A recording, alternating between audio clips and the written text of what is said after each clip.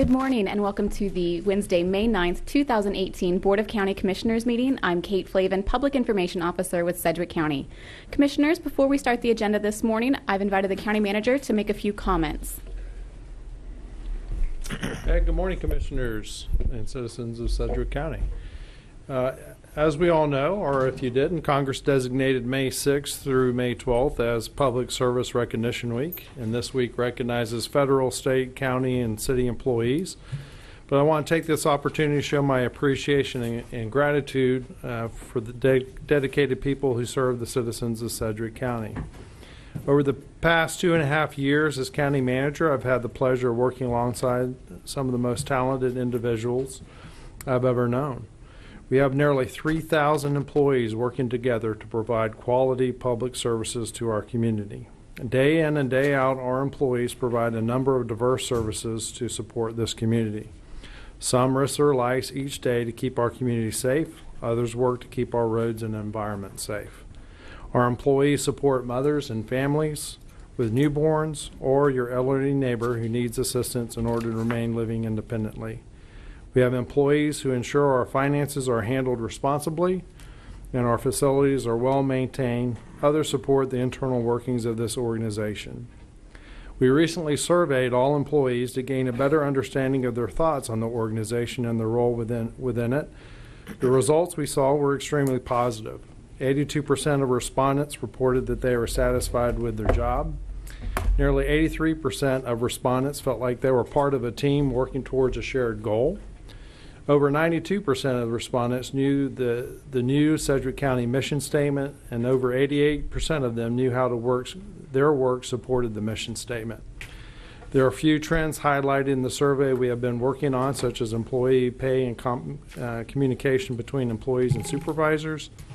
And we just recently passed, as you know, the new PME that will address many of these issues, but it may take some time for these changes to be fully realized. But this survey told me that we are on the right track as an employer. I know I said it before, but never underestimate the heart of a public servant. They will always surprise you. Thank you for all of our employees at Sedgwick County, and thank you to the rest of the public servants in our community.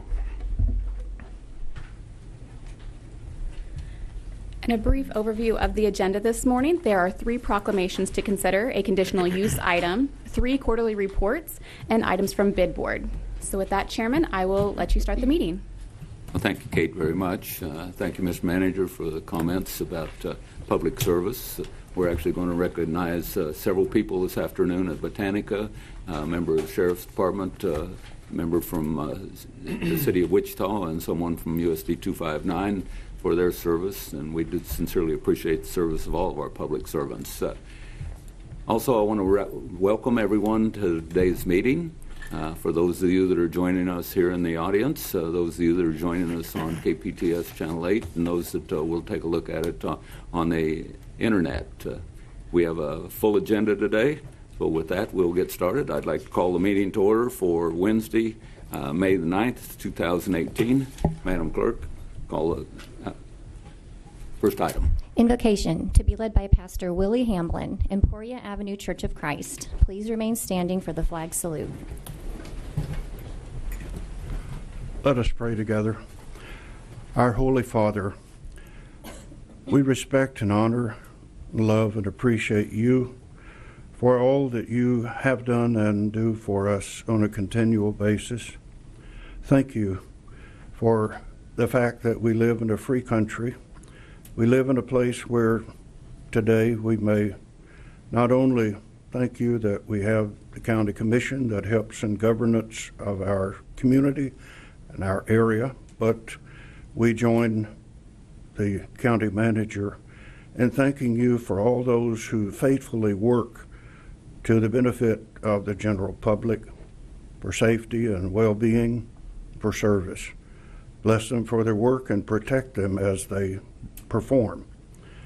We always are aware that those who serve may sometimes be in danger. We ask for you to protect those who enforce the laws from danger and harm while they do so. We ask you to bless them that they may always treat everyone with proper respect and demeanor themselves.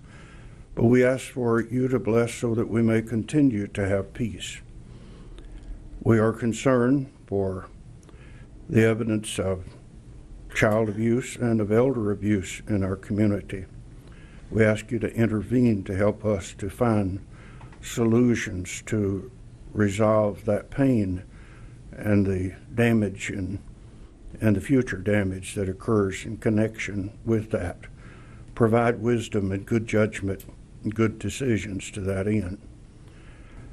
We ask, Father, that you bless us as a people, that we may be those who will acknowledge our sins, our mistakes, will repent of them, and will seek your face, that you may be able to bless our land. Please do bless us with all that we need and preserve the peace and the good environment in which we live. Bless this commission and any decisions that they make on this day and ever, that they may always be able to lay aside any personal agendas and always seek the welfare and the best interest of all people. We pray that you will guide them to that end.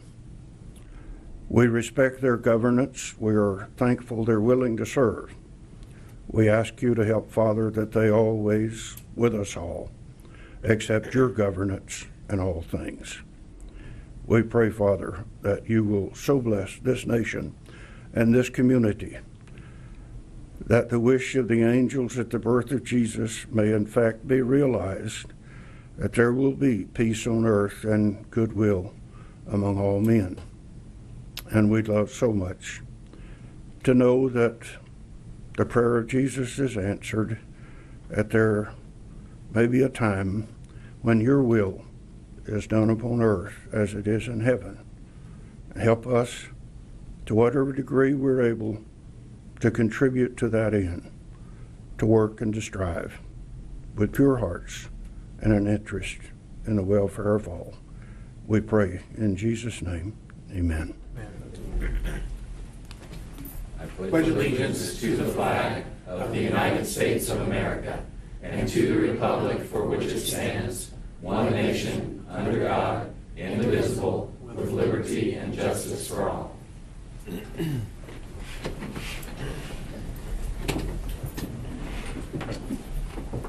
Thank you, Pastor Hamlin. We appreciate you. Madam Clerk, next item. Roll call. Commissioner O'Donnell. Present. Commissioner Ranzau. Present. Commissioner Howell. Present. Commissioner Unruh. Present. Chairman Dennis. Present. Next item, please. Public agenda. Thank you. We have several people that signed up to speak on the public agenda this morning. The first person is Mr. Don Hanson to talk about the Animal Control Advisory Board.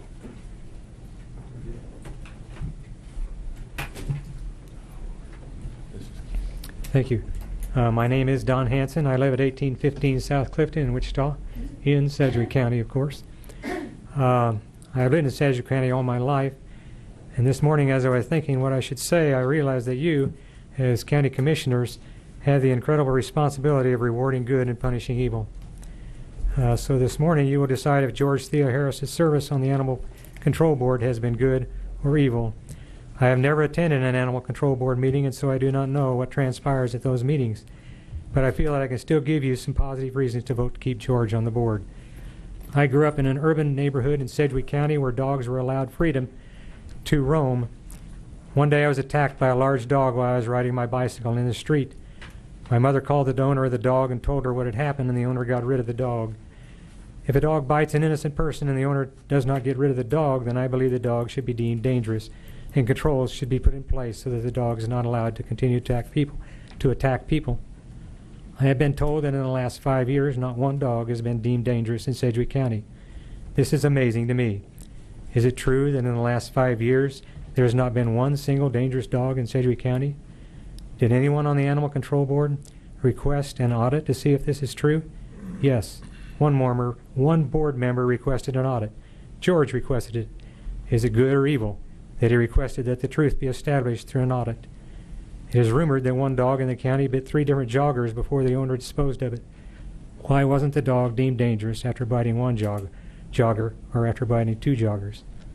If you, if you as county commissioners want dangerous dogs identified and controlled, then you need to keep George on the board.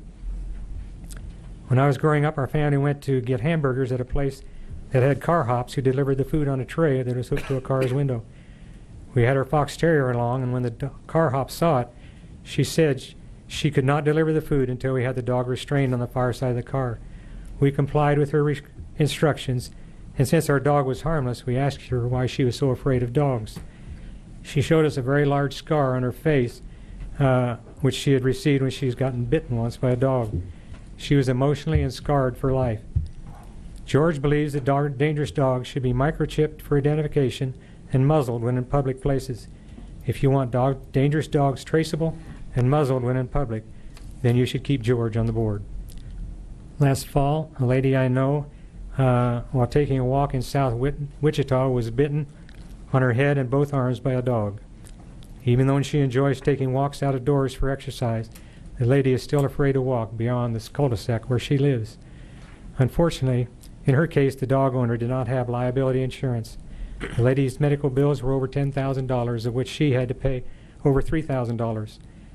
The insurance covered the rest. Her insurance did. She had to hire a lawyer to sue the dog owner for restitution. She won the case, but so far she has only received $100. George wants people who own dangerous dogs to have sufficient liability insurance to cover the medical and trauma costs should their dog bite someone. Is that good or bad? If you want dangerous dog owners to be prepared for shouldering the costs associated with someone being bitten by their dog, then you should vote to keep George on the board. I hope you can see... Mr. Hanson, but your time is up. Could you wrap it up, please? Yes. I hope you can see that that you are voting for when you cast your vote today. George brings safety and sensibility to the board. I hope you will keep him on the board. Thank you very much. Thank you, Mr. Hanson. We also have Debbie Parks that wants to speak on the Animal Control Board. Please approach the podium. You have 3 minutes.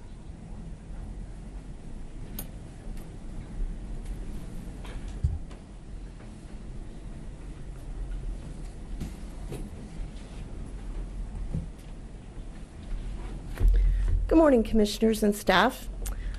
My name is Debbie Parks. I live at 8005 North Hoover Road, Valley Center, out in the county. I'm here to speak this morning about our Sedgwick County Care Advisory Board and let you know some of the items why we are requesting that Mr. Theo Harris be removed from our board. Mr. Theo Harris, since joining this board, has continually, just about at every meeting, and we can check the minutes for that, brought up situations of discussion that have already been covered in our previous year's minutes as not being necessary to address. The continual time that takes to convince Mr. Theo Harris of the need not to discuss them further takes out for positive type of activity and discussion in our meetings. We have closely worked as a team until now. We've asked him at several meetings to not bring up those situations again. He refuses and brings them up again. I appreciate his tenacity for wanting to bring that subject up because it's obviously passionate to him. But when our staff person, Mr. Hornbaker, can prove by statistics the things of Sedgwick County Board that those issues of dangerous dogs are not there. We have a vet on our board that is in close contact with Mr. Hornbaker about situations of dogs that are brought in if they have bitten anyone or they have not bitten anyone but seemed too dangerous to be out in the public. So working as a team and having a person that totally and constantly is belittling what we are doing it's very disruptive to our meetings. It puts everybody on edge. Oh dear, what are we going to have to do now? when it clearly states in our minutes that that issue is not a big deal. So I'm asking that we've tried talking to him in person at a meeting. That hasn't worked. So the next course I chose was to contact my appointing commissioner, Commissioner Ranzau, and explain what I see in our meetings as being disruptive and being disrespectful to a county employee, which would be Mr. Hornbaker, saying terms of things not respecting him. So I thank you for letting me speak, and if you have any questions, you can contact me later or whenever. Thank you. Thank you. Next person wanted to speak on Animal Control Board is Mr. George Theo Harris, but he asked to speak during the actual subject matter. So I just had 1 minute, something to say, if I could now, but I do want to talk at age. I'll give you one time. You do want to speak now, or do you want to speak during the Later. Okay, thank you. Okay, next person that has signed up to speak is Mr. Jeff Dreiling on the conditional use. Indicated he may not want to speak now. Yeah, I just defer until actual. Okay. Any questions? All right, if you want to speak when the item comes up, we can give you that opportunity. Thanks. Okay, thank you. Okay, that's all of the folks that I had that signed up. Is there anyone else in the audience that did not get a chance to sign up that would like to speak on the public agenda? Seeing none, Madam Clerk, next item. Consideration of minutes. Item A, regular meeting minutes of April 4th, 2018. Thank you. Each one of us have had the chance to review the minutes from April 4th, April 11th, and April 18th. All commissioners were present at each one of those. I move that we approve all three. Do I have a second? Second. I have a motion and a second. Discussion. Seeing none, Madam Clerk, call the roll. Commissioner O'Donnell? Aye. Commissioner Ranzau? Aye. Commissioner Howell? Aye. Commissioner Unruh? Aye. Chairman Dennis? Aye. Thank you. Madam Clerk, next item. Proclamations. Item D, proclamation declaring Police Week. Thank you. I have a proclamation this morning that I'd like to read. It says, whereas in 1962, the United States Congress first passed Public Law 87-726, designating May 15th of each year as Peace Officers Memorial Day, honoring federal, state, and local officers who have been killed or disabled in the line of duty, and the corresponding week as Police Week. And whereas over the year, devoted law enforcement officers of America have courageously sacrificed their personal safety while working on behalf of people. And whereas, because of their steadfast efforts to enforce our laws, we as citizens can enjoy a system of peace and order. And whereas Sedgwick County desires to honor the valor, service, and dedication of not only its own sheriff's deputies, but peace officers everywhere. And now, therefore, be it resolved that I, David Dennis, Chairman of the Board of Sedgwick County Commissioners, do hereby proclaim May 13th to 19th, 2018 as Police Week in Sedgwick County, and call upon all of our citizens to show their sincere appreciation for the many law enforcement officers of Sedgwick County, past, present, and their legacy of humble dedication to service to the community. I've read the proclamation. I move that we approve the proclamation. Second. I have a motion and several seconds. Discussion? Seeing none, Madam Clerk, call the roll. Commissioner O'Donnell? Aye. Commissioner Ranzau? Aye. Commissioner Howell? Aye. Commissioner Unruh? Aye. Chairman Dennis? Aye. And we have Sheriff Easter here this morning to accept the proclamation, and we sincerely appreciate you being here.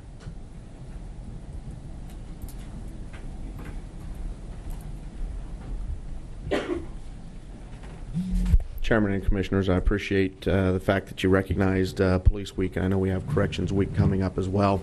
It's very important that we do recognize the men and women that work in law enforcement. This day and age, policing has changed quite a bit. There's a lot of scrutiny that takes place. Some of it needs to be, some of it is a little bit over the top. But we do appreciate it. You know, there's this year here, it's been very deadly in the United States. Fortunately, we have not had any of those issues here in Sedgwick County. And so We do fully appreciate the support that we get from the Commission and from the citizens of Sedgwick County as we're out, as you said earlier, being humble and serving the citizens of this county. So thank you very much.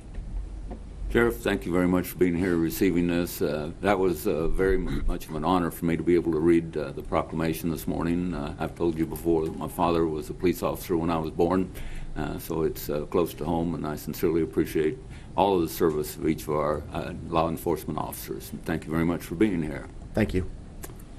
Madam Clerk, next item. Item E, proclamation declaring National Correctional Officers Week. Thank you. I have asked Commissioner Unruh to read the proclamation. Thank you, Mr. Chairman. Whereas in 1984, then-President Ronald Reagan signed Proclamation 5187 creating National Correctional Officers Week, the first full week in May has since been recognized as National Correctional Officers Week to honor the work of correctional officers and correctional personnel nationwide. And whereas the dedication of these correctional officers and detention deputies who serve our community quietly, taking on the very difficult and dangerous duties, and whereas we would be unable to operate our adult and juvenile detention facilities and community correctional programs without the hard work of these professionals that staff these facilities 24 hours a day, 365 days a year, and whereas Sedgwick County, Kansas is pleased to join in celebrating Correctional Officers Week, recognizing these men and women who risk their lives and serve so diligently and faithfully. Now, therefore, be it resolved that David Dennis, Chairman of the Board of Sedgwick County Commissioners, does hereby proclaim the week of May 6 through 12, 2018 as National Correctional Officers Week in Sedgwick County, and encourages all citizens to honor and show sincere appreciation for the correctional officers who make it possible to keep the detention and correctional facilities safe each day. Thank you, Commissioner Unruh. Would you like to make the motion? I would move that we adopt the proclamation. Thank you. I'd like to second. Any discussion? Seeing none, Madam Clerk, call the roll. Commissioner O'Donnell? Aye. Commissioner Ranzau? Aye. Commissioner Howell? Aye. Commissioner Unruh? Aye. Chairman Dennis? Aye. Thank you. And Sheriff Easter will receive this proclamation.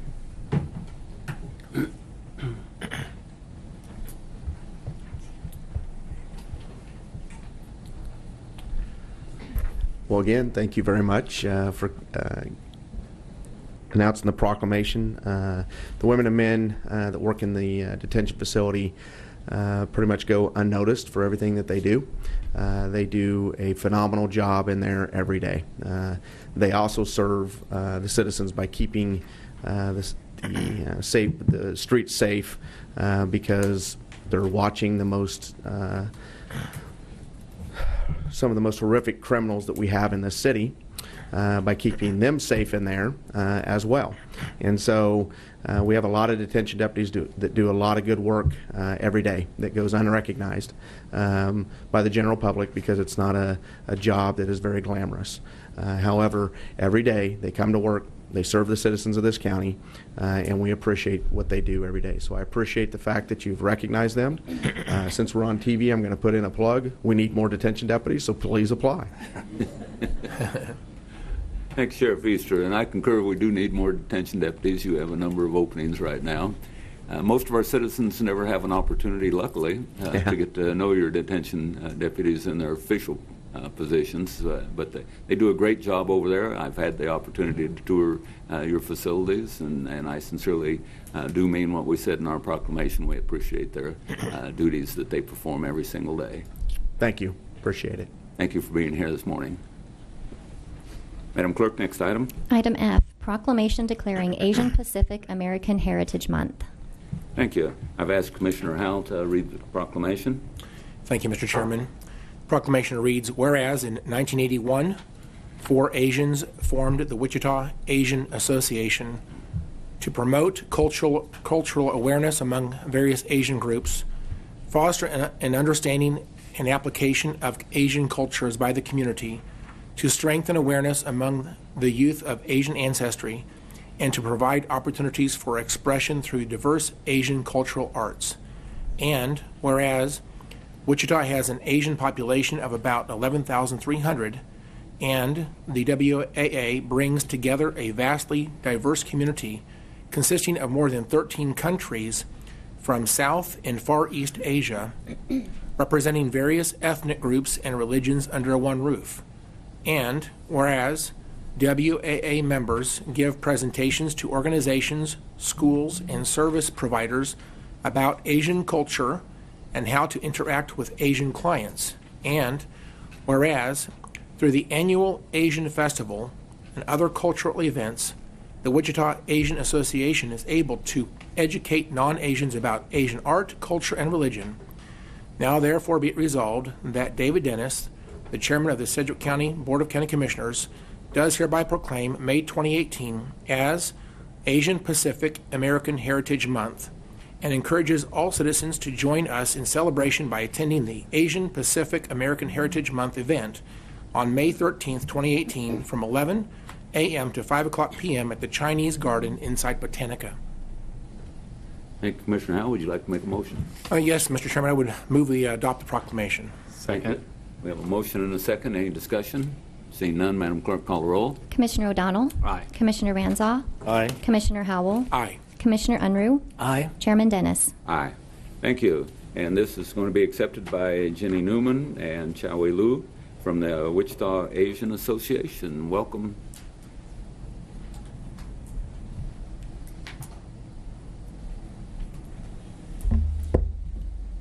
Good morning.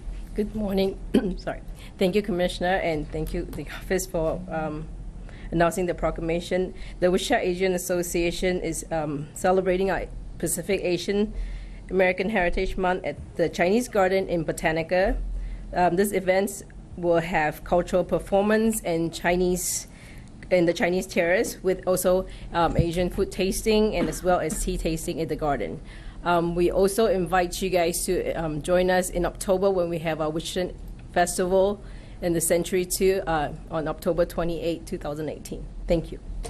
Thank you very much. Thank you for being here today and sharing your culture with us.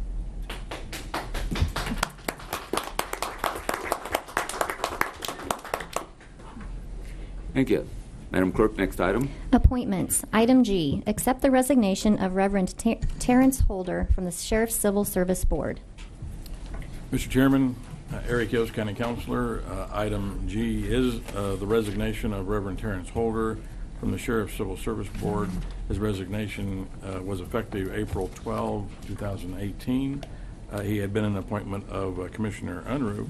We don't yet have a replacement for Reverend Holder, although that is in the works. The paperwork appears to be in order, and I would urge adoption of this resolution. Thank you, Mr. Yost. Commissioner Unruh? Mr. Chairman, thank you. I would move that we accept the resignation of Reverend Holder, and with our thanks and gratitude for his service and his willingness to serve the community in that way. Thank you. Second. We have a motion and a second. Discussion? Seeing none, Madam Clerk, call the roll. Commissioner O'Donnell?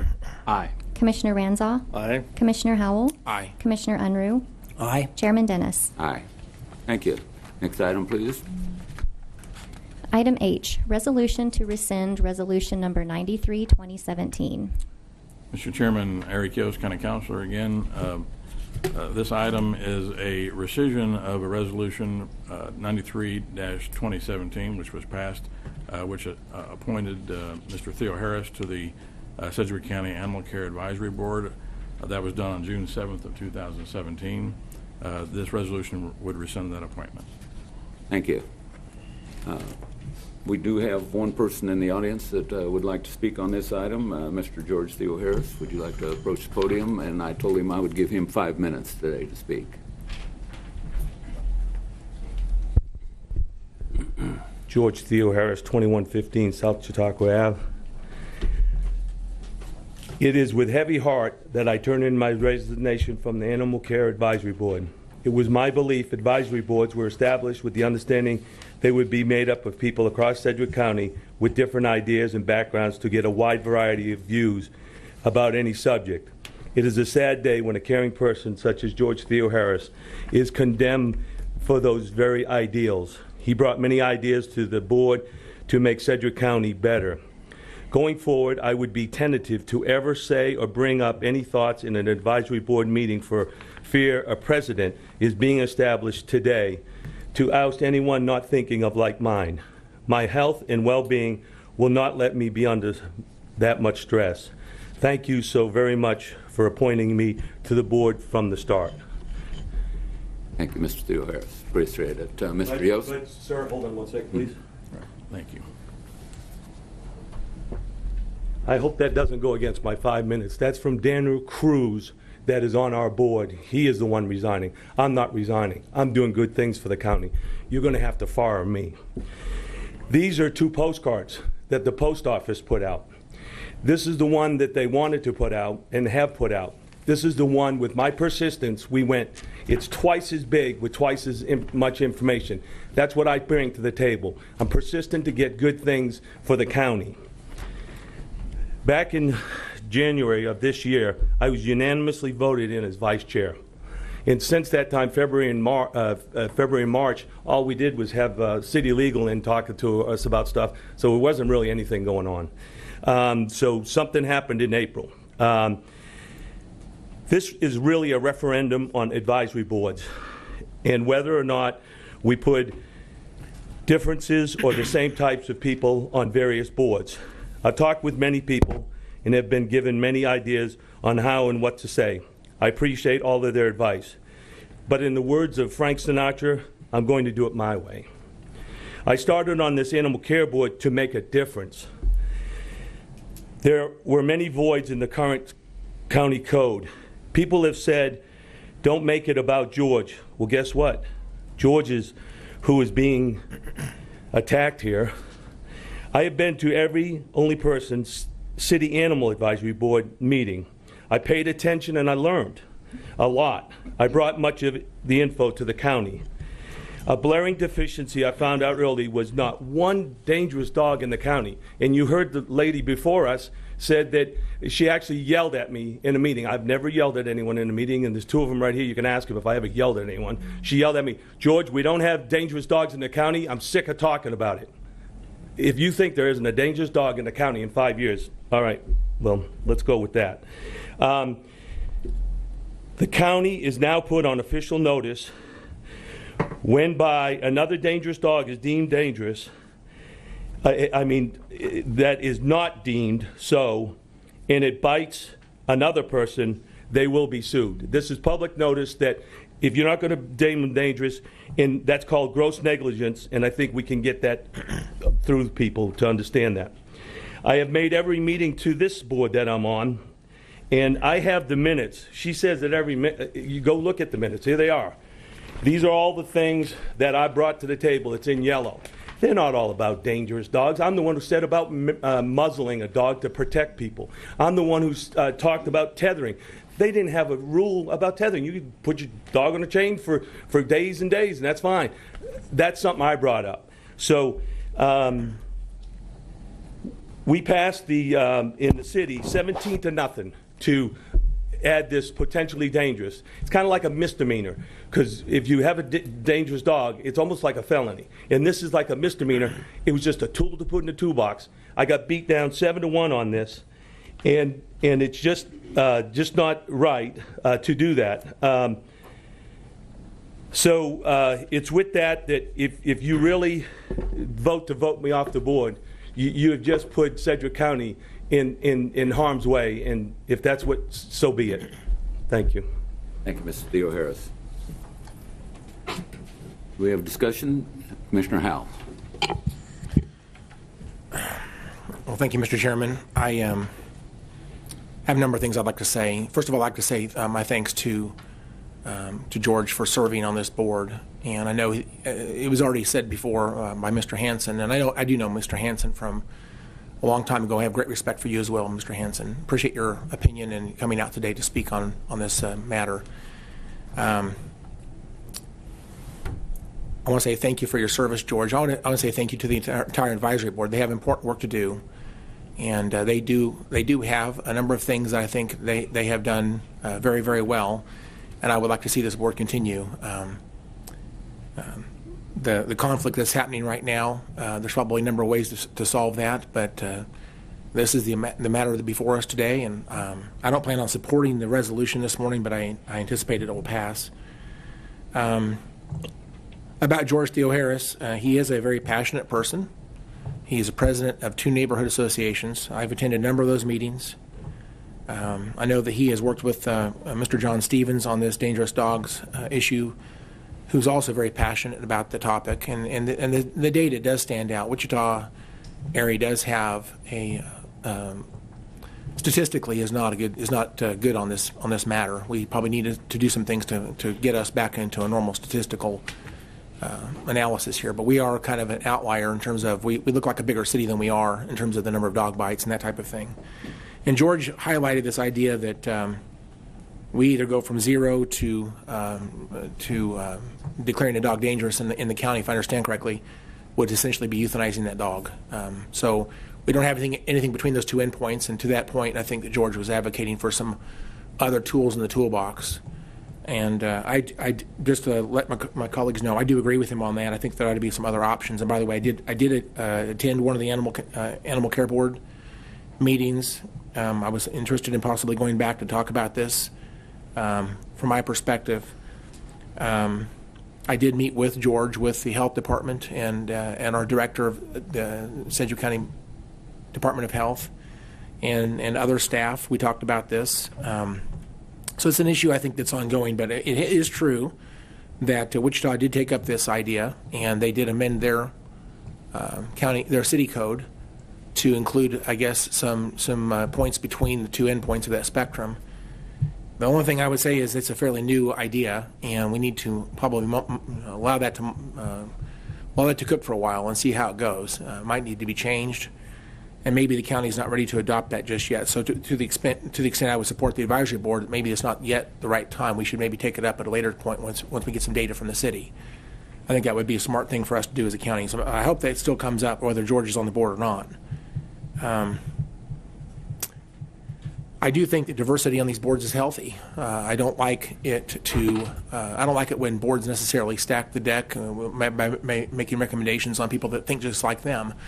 I think having diversity on any of these boards is healthy for the community. And so I like the fact that we've got people of maybe all different ends of the spectrum on animal care that are on that board, which creates a natural conflict. That's okay. That conflict's fine. That creates good discussion and allows them to find the best policies. And so I don't have a problem with the idea that there's conflict. I do have a problem when there's disrespect or when there's shouting and that type of thing. So I think that there's something that's going to have to happen on this board, and I understand the need to probably do something today.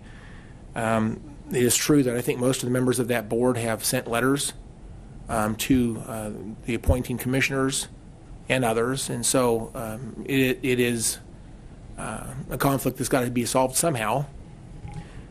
So with that, it's to the will of the board. I won't support the resolution this morning. I do appreciate Mr. Theoharis, but I do understand we need to solve the problem on this board and move forward. And just in summary, I would say politically that we don't always agree on things. Obviously, you all know that. When you make your case and you talk about things and you have a chance to say what you want to say and you lose on the item, or if the item goes forward, whatever happens on the item, it's time to go on to the next item. We don't need to go back and relive history over and over again. So my only thought would be on this board is once they've dealt with an issue, maybe bring it up a year from now to talk about it again, but you don't need to go back every meeting and bring up the same old things that have already been dealt with. So that's true, and I would agree with that point. So anyway, it's disappointing that we have to do this morning, and I'm sorry that this is before us, but I understand why it's before us. Again, I plan to vote no, but I just want to say I appreciate George's service to the county up to this point. So thank you for your service, George. And with that, Mr. Chairman, that's all I have to say. Thank you. Thank you. I believe Mr. Wright wanted to speak. You have 3 minutes, sir. Lonnie Wright, 1721 South Lulu, in Wichita, your biggest city. I'm a strong supporter of our citizen boards. I enjoy the way citizen boards deal with issues for the elected. But going to the different boards, I notice there's differences. Some boards, staff mainly just keeps the board informed, and they just kind of monitor. Other boards, they may take a more active role in the decisions of what's going on. I appreciate diversity. Sometimes people are appointed to boards that don't get along with others, but I enjoy that diversity, and I think that we need that. George is an exceptionally strong leader, but I think it would be a bad message to all citizen boards for the commission to remove another commissioner's appointee. I think that should be between that appointing commissioner and his appointee. So I would encourage you not to pass this resolution. Thank you. Thank you. Please approach the podium, state your name, and you have 3 minutes. Good morning. My name is Stephanie McCurdy, and I'm the chair of the Animal Services Advisory Board for the City of Wichita. Without George Theoharis's support and his undying love for animals, we would have never passed the dangerous dog ordinance to the city. He and John Stevens were miraculous in creating an avenue for people to understand how this dangerous dog ordinance worked. Now with the city boards and the county boards, there's a lot of times that we have a lot of crossover. Although I have not attended their meeting nor seen anything that has transpired, I do know on a city board, this city board, we have had a similar instance with not all of the board appointees believing in the same topic, and some being accused of having their own agenda. Now with that, the city took that and went forward with a study with the Wichita State University, and they did a board study about how we are to work and how we are to function. And I ask you today to table this and maybe do a little research of why this board is happening the way it is. Where is the leadership at? Who is governing this board? Who's bringing items to the table? Although I know that we've talked this morning about the fact that George has continually brought up items over and over again, that happens with new business and old business, and you have to correlate the two. So this morning I do ask you, in the favor of the Sedgwick County citizens, to table this until more research can be done on how this board is functioning and how we as a county and as you as commissioners can make this better.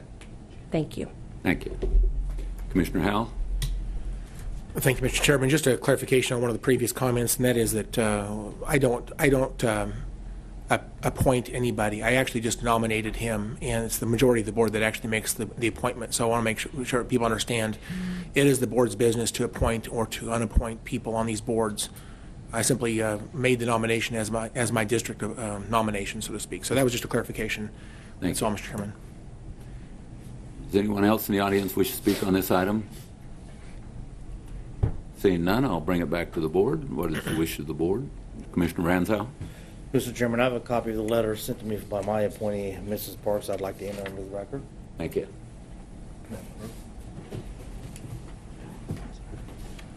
You have any statements you'd like to make? Okay. Any other comments from the board? What's the will of the board? Commissioner Unruh. Thank you, Mr. Chairman. This becomes a real, somewhat of a volatile issue because of the personalities involved. I just want to state the reason for my vote is that has been my habit during my time as commissioner. When the advisory board comes to me with a recommendation, it's very rarely that I vote or take an action in opposition to the will of the advisory board. And it's clear to me that our advisory board is pretty unanimous in its opinion that they are dysfunctional the way that the current makeup is, and that the correction is to take the action as proposed to us today. So I will be taking the advice of our advisory board. Thank you. That's all I have. Commissioner O'Donnell. Thank you, Mr. Chairman. I had initially planned to support the removal of Mr. Theoharis, but after hearing our friend Lonnie the Plumber and Stephanie McCurdy, I would be open to tabling this to see if there could be any other remedies before ultimate removal, but that'd be a suggestion that I would like. But I also agree with Commissioner Unruh that I've heard from members of the board as well that find it to be a dysfunctional situation because of the appointee. But anyway, I'd be open to table or deferring this. Thank you. Any other comments? Well, I have a couple comments. I did meet with Mr. George Theoharis last Friday. There is dysfunction on the board, on the Animal Control Board. And the dysfunction on the Animal Control Board is caused by one individual on that. I received a number of phone calls and some emails dealing with the dysfunction on the board. I know he's passionate. It's obvious that he's passionate. He's been given the opportunity to resign rather than have a resolution removing or reversing a previous resolution. During my discussions with him on Friday, I told him that if we leave him on the board, we're going to have board members that are resigning. And his response to that was, yeah, let him resign. He'll find people that will replace him that meet his, that agree with him. That's not the way. I did not say that, sir. I said we'll replace them. I did not say they would agree with me. That's all right. He believes that we need to have them resign so that we can replace them with people that agree with him. He wants to do it his way. He has a competitive attitude. It's obvious from his outburst just now when we're conducting a business meeting that he has a combative attitude. I make a motion that we approve the resolution rescinding Resolution 93-2017. Do I have a second? Second. We have a motion and a second. Discussion? Commissioner Howell. Mr. Chairman, based on some of the discussion this morning, I would, I guess I'd like a little more time for us to think about this. I'd like to see us table this. So I'd like to make a substitute motion. We would table this item for 1 month. Thank you. We have a motion to table for 1 month. Do we have a second? I'll second. We have a motion and a second. Discussion? Seeing none, Madam Clerk, call a roll. Commissioner O'Donnell? Aye. Commissioner Ranzau? No. Commissioner Howell? Aye. Commissioner Unruh? No. Chairman Dennis? No. We have a motion and a second on the table. I see no further discussion. Madam Clerk, call a roll. Commissioner O'Donnell? Aye. Commissioner Ranzau? Aye. Commissioner Howell? No.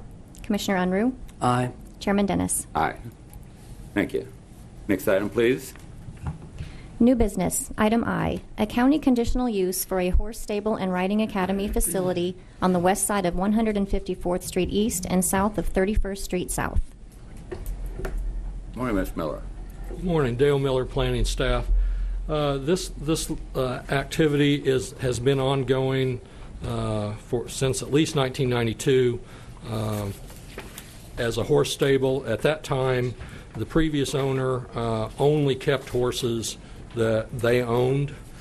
The property has been sold to the current applicants, and they wish to board horses that are not their own, and so that's triggered the conditional use request.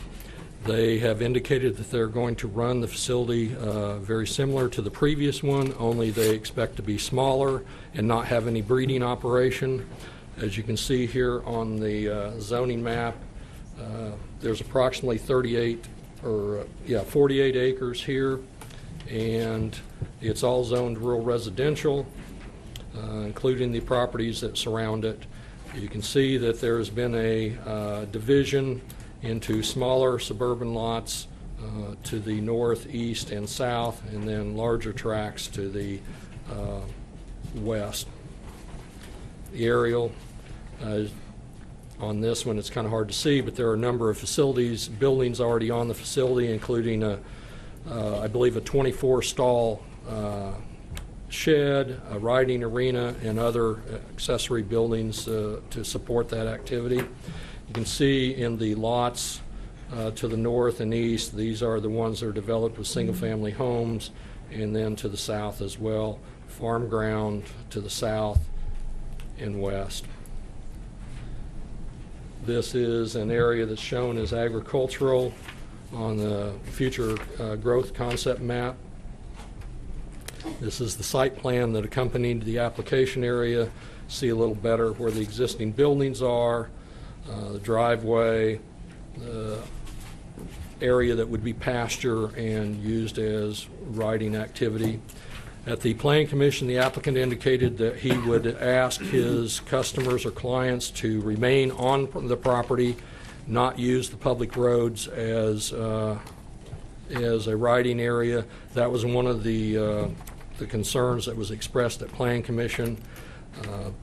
The other one had to do with employees, and the applicant has indicated he does not plan to have any additional employees. There were 3 people that filed protests equaling a little over 7%.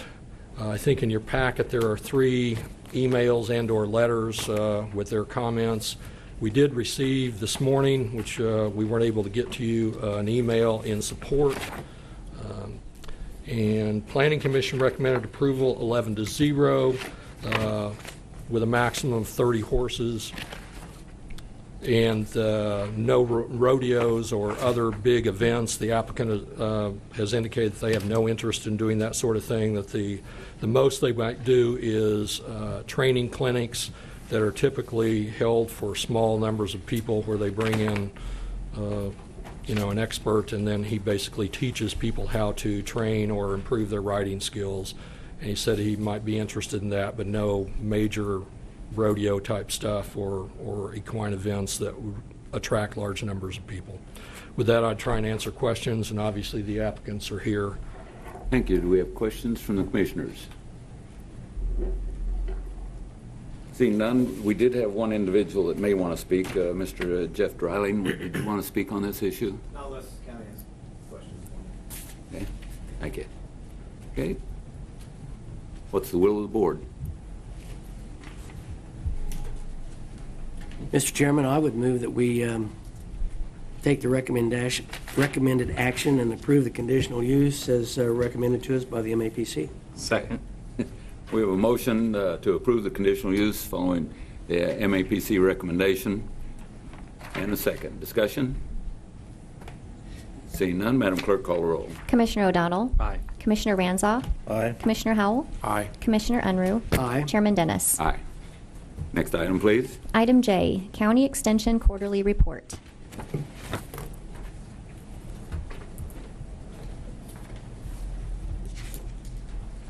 Do we have anyone here to give the county extension quarterly report?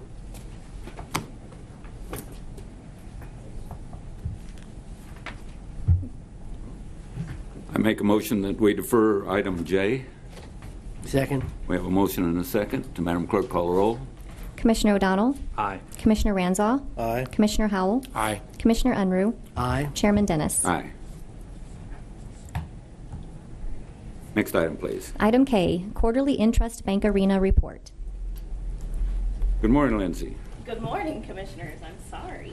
If you'll give me a moment, I'll pass out some handouts.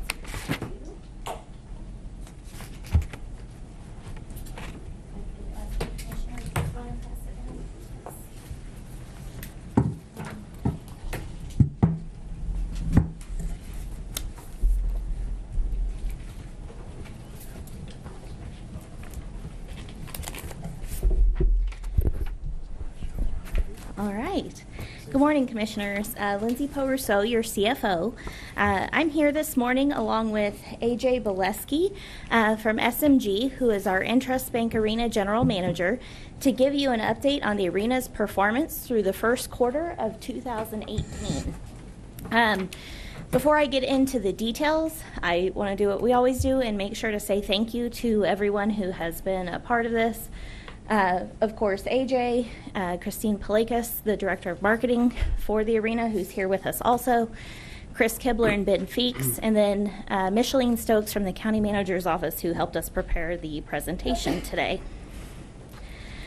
Also, before we get into the details, I think it's important to distinguish the information I'll give you today versus what you'll see in Rick's quarterly report next. This is to talk about the arena's operations. and the status of the Arena Reserve Fund. We do talk about the condition of the asset and those finances within our quarterly report, and so we can certainly illustrate that and talk about that separately if you wish. So, like all other Arena reports, we'll briefly cover the SMG agreement, the City of Wichita agreement, the status of our Arena sales tax reserves, and upcoming events. As you know, SMG was hired in 2007 as the building operator to oversee the business and management aspects of the arena. As a part of their business, they promote, operate, and manage the facility to ensure the provision of high-quality management services. And under a unique arrangement, of course, SMG has agreed to incur any operating losses in the course of a year, while we do have a unique profit-sharing agreement otherwise. Also, as a part of the agreement, we do receive an annual audit report from the arena for each year. I have that report. It has been provided to me as the contract administrator, and we're happy to make that available if you'd like to see it. So for the next few slides, we'll talk about how the arena performed in the first quarter, looking at ticket sales, community affairs, and then the financial summary. So, of course, it has been a very exciting first quarter for the arena. In addition to Pink, which was the arena's first major pop show since it opened, we, of course, also had the NCAA tournament, the men's Division I tournament, rounds 1 and 2. In addition to that, there was Avenged Sevenfold. We know that Thunder Hockey was working throughout the first quarter to make it to the playoffs. We had family events like Disney on Ice and Harlem Globetrotters and U.S. figure skating. And so as this report or this slide shows, you'll see that there were 3 fewer performances in the first quarter of 2018 as compared to the first quarter of 2017. But across the board, you'll see that all other categories actually increased and increased significantly. So there was a 50,000 increase in the number of attendees at the arena over the same time period in 2017, up to about 194,000 attendees. That was an increase of more than a third. There also was a $25,000 increase in tickets sold, or about 20% increase. There was a $2.8 million increase in the amount of gross ticket sales, and on average, the cost per ticket sold was up $13. So the next 2 slides are essentially, this slide talks about the community affairs for the arena. So the total number of groups volunteering at the concession stands was stable from the first quarter of 2017, but you'll see that the amount paid to those groups was up significantly from $77,000 to about $137,000. In addition, spending with Sedgwick County, Kansas companies was also up significantly from about $1.38 million to about $1.46 million. Sales tax paid also was up. The number of arena presentations and tours was flat, and there were 3 fewer local events activities. Just to kind of give some context to what that is, those would be things like maybe a service award luncheon or some type of recognition event like that. So now moving into the next few slides, we'll talk about the financial summary. I'm not going to belabor this slide and read every single one of these definitions to you, but I would maybe encourage you to mark this slide 6 so that as we do work through the rest of the presentation, if you have questions about maybe what's included in the categories we talk about, you can find that information. So for the first quarter report for the financial summary, you'll see that there were 31 total events with 42 performances through the first quarter of 2018. Of course, the sporting events category is where we'll see the NCAA tournament. The numbers reflected there are preliminary for now, but just for your information, Visit Wichita is working with the Wichita State University CEDBR to do an economic impact analysis. And so we hope to have that information within the next month and a half. And rather than make you wait till the next quarterly report, we'll probably come to your Tuesday staff meeting and give you a briefing on that. You can see kind of the bottom line on this slide is that in the first quarter, of 2018, net building income, this is when we take into account all of the income streams and all of the expenses, including indirect expenses, that net building income was $857,803 in the first quarter, which is truly a great number to see, especially this earlier in the year. This next slide is actually a duplicate of the slide before. This slide will change as we move throughout the year. This will be the year-to-date aggregate, so I'm not going to focus too much on this. Moving to slide 9, we'll compare again 2018 with 2017. While there were 3 fewer performances and 4 fewer events, net event income for the same time period in 2018 versus 2017 is up $362,000. So certainly a great slide to see. Looking at our income categories, of course, this is where you can go back to category 6 and see maybe what falls into each of these categories if you're interested. Other operating income was up. Total gross building income was up. Expenses were actually, indirect expenses were actually down slightly from calendar year 2017 to 2018 through the first quarter. And of course, as we just discussed, overall net building income for the first quarter was up about $370,000 over the same time period last year. So shifting gears a little bit and looking at the arena sales tax reserve. Again, this fund is essentially built up of the remaining proceeds from the sales tax that had been done back in the late 2000s.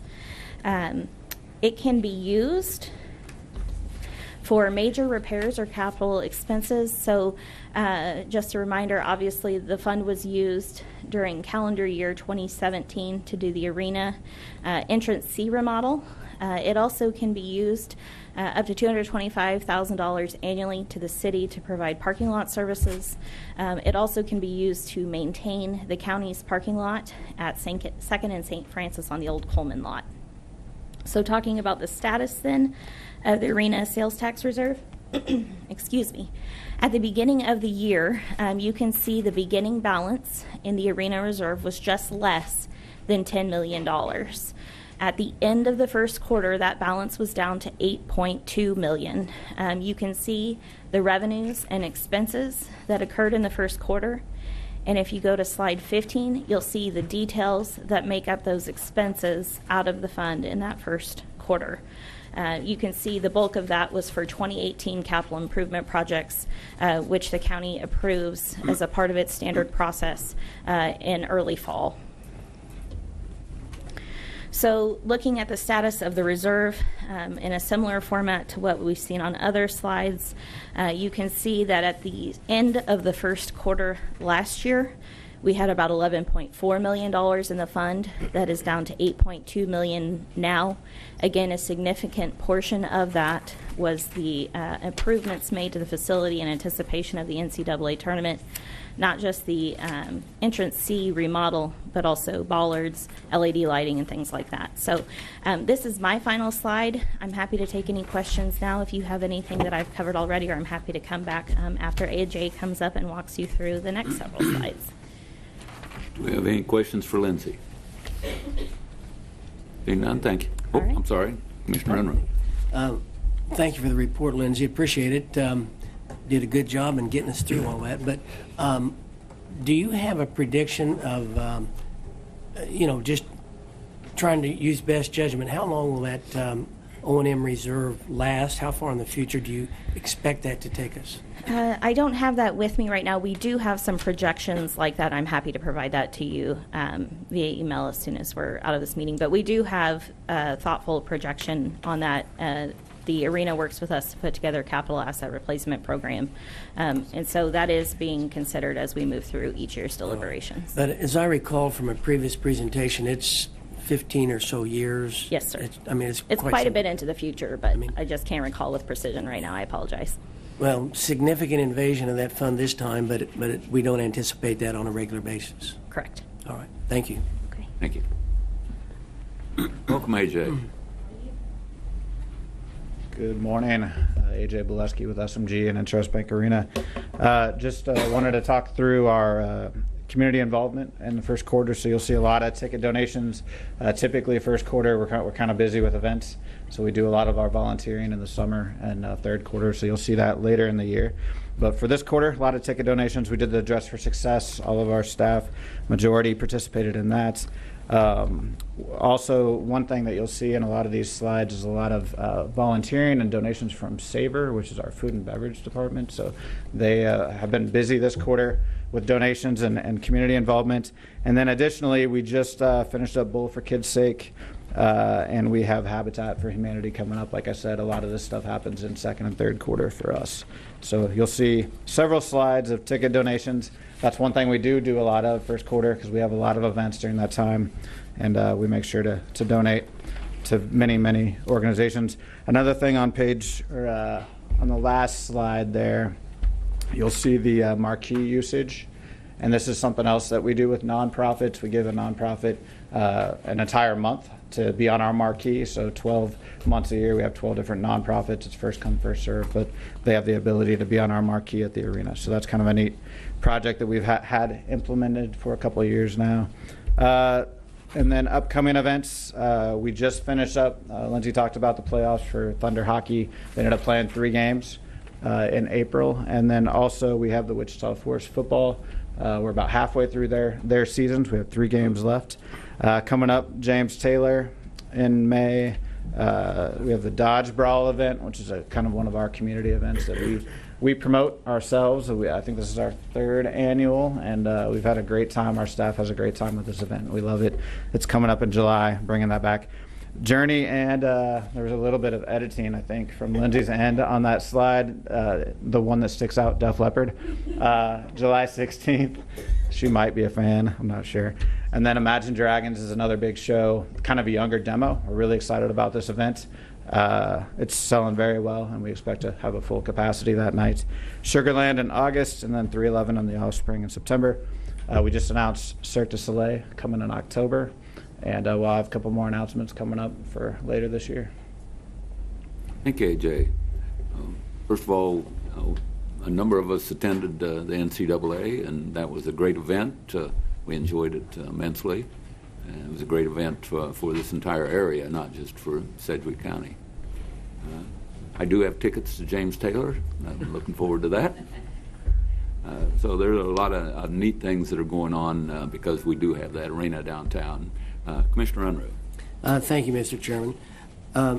AJ, just wanted to sort of echo the Commissioner's comments that I don't think that we can thank you enough and your staff enough for the great job that they did during the big NCAA tournament. It took, I know, a tremendous amount of work, and you had to do extra special things with the arena to make that successful. So just want to express again our thanks for that, and also express our appreciation that you involve the community in the activities of the arena, whether it's with tickets, activities, or whether it's making sure our community partners get their fair share of business activity. So good job. We thank you for that. Well, thank you for those comments, and we thank you for putting us in position to succeed. Lindsay talked about some of the CIP projects we did last year, and as it relates to the NCAA tournament, if anybody saw the 2-way traffic that occurred in entrance C going up and going down to and from games, I can't imagine doing that event without having entrance C remodeled. The Wi-Fi we didn't hear a lot about, which is a great thing. That means it worked really well. And again, that was installed last year, so thank you for that. And then Commissioner Unruh, to you personally and the commissioners that were here and the staff that was here, the vision to build the building, that event wouldn't have happened without that. It wouldn't have happened without that facility. I think it had been, 24 years since the community last hosted the NCAA, and so it was a great event. We thank you for all your support. We thank our staff. Not only was there a lot of work that had to been done, we had an event storage room that we had to clear out for the media for that event, but there was also shows going on sale. There was Pink the week before, so there was other things going on. There was Disney on Ice coming out of it, and our team did a fantastic job.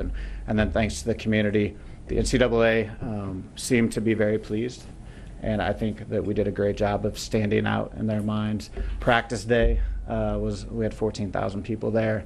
USD 259 partnered with us and brought almost 5,000 kids that day, so that was amazing. The community parties that happened outside the arena, I would like to say we planned all those, but we didn't. That was the community coming to the table and saying we want to be part of this event, and that stood out. The fans that came into town that weekend had an amazing time. We heard comments, people went to other sites the next weekend, and they couldn't really tell there was anything going on in some of those cities. So kudos to this entire community for stepping up and then supporting the event. All the games are sold out.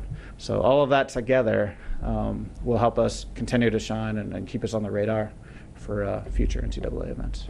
Well, thank you. I mean, it took some imagination and a lot of hard work and some initiative, and appreciate you all finding a way to make this truly a special event.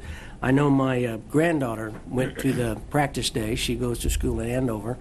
I'm not sure. I think she even watched the basketball a little bit. I'm not sure what all she did. But it was pretty fun to watch those kids come in. Thanks a lot. Yeah, thank you. Thank you. Commissioner Howell? Well, thank you, Mr. Chairman. Thank you, AJ, for the good report. I have a couple of questions. On the page 8 of the slideshow, or of the slides here, talks about sporting events is 13, but is that different than the Thunder and the Force? That's 13 other events? Commissioner, you said you're on page 8. Page 8. The sporting events, so the number of performances would be in addition to what you would have seen for Thunder or hockey. So, for example, there are the NCAA games, right, U.S. figure skating, Monster Jam, and the Oklahoma City Blue G League team that was here. Okay. So again, so on all of these events, the arena did make money on all of the events. So it didn't.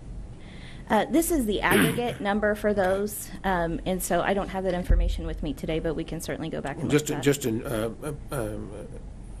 point here I'd make, 3 concerts generated on average of $183,000 each. And the Thunder Hockey, for example, had 17 events, generated around $10,000, almost $11,000 each on average, according to these numbers here. One thing I did notice, and I know that the Thunder tickets are fairly inexpensive and in many cases free. I do notice on page 4 that the average ticket price, I would assume that includes both concerts and sporting events. This is for all 42 events. Yes. So this would include the low-cost tickets and some of the free tickets, as well as the concert tickets. And so I noticed that the average price is $43, which is a $13 increase. I'm concerned that this is becoming unaffordable for some of the people who really rely on the INTRUST Bank Arena for part of their quality of life here in the Sedgwick County area. I guess it's just one of those things where I want to make sure people get to enjoy the arena that voted for it, and it's just something we want to watch. If the price continues to go up, it's going to be a concern. If, for example, for some reason the Wichita Thunder Hockey wasn't there, the price would probably be a lot higher per ticket. The average would go way up at that point. If you did the math without that in there, for example. Potentially. Yeah, okay. Well, anyway, it's just a concern, and I am concerned about the reserve fund.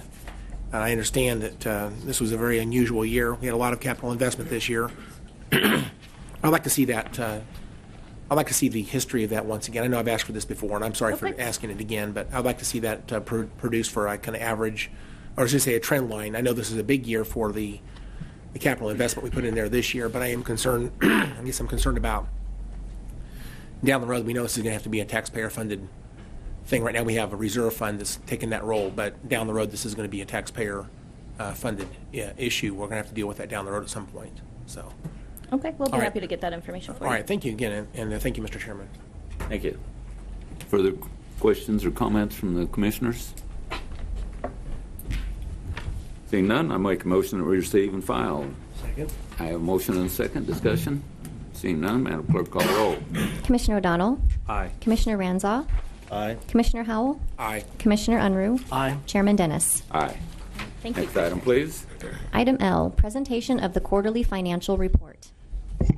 Commissioners, Mike Scholes, County Manager. It seems like I'm up here once a month to talk about another award that the Finance Department wins, which is a good problem to have. If you remember last week, I sent you a message that stated, and I'll read it, Sedgwick County has again won the prestigious Distinguished Budget Presentation Award for the current budget from the Government Finance Officers Association. This award is the highest form of recognition in governmental budgeting and represents a significant achievement by our organization yet again. I think we've won this for the past 3 decades or so. 35 years. So 35 years of winning this award, and it's just not a perfunctory award. It actually has a lot of criteria and rigor that goes into actually putting this together. But this reflects the hard work and commitment of the Finance Department to be the best of the best, which we expect and the citizens expect no less. Lindsay and her team deserve our gratitude and the highest recognition. And no award done in private is actually a recognition. It has to be done in public. So here we go. Lindsay, if you and your team could accept this award.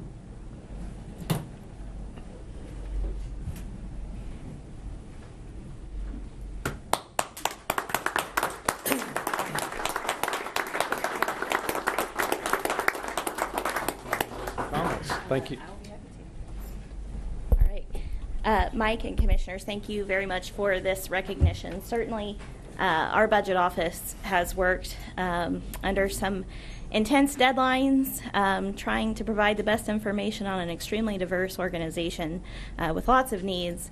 And so I am incredibly proud of their hard work in putting together this 2-volume, 800-plus page budget document that meets the very best practices out there, continually improving and continually taking the recommendations that GFOA gives us and making it better. So they do an awesome job, and I'm just so impressed. So thank you for the recognition. Well, thank you, Lindsay. We're very proud of you and your entire staff. Seems like we do recognize you weekly or monthly, so it's well deserved. No, we appreciate it very much.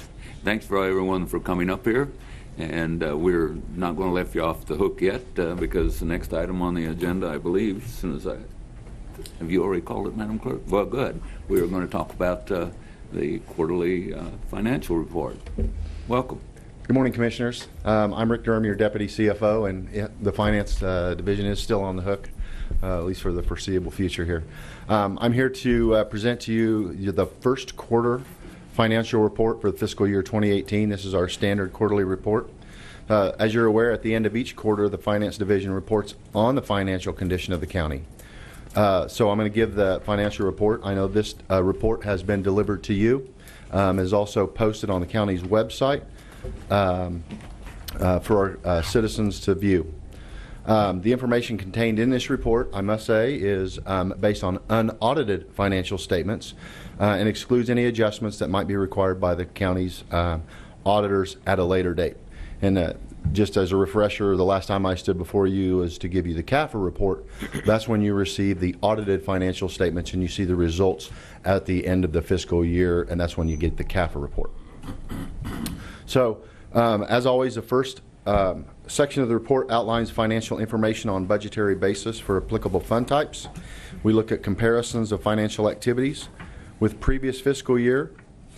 The second section outlines the financial status of active capital projects of the county.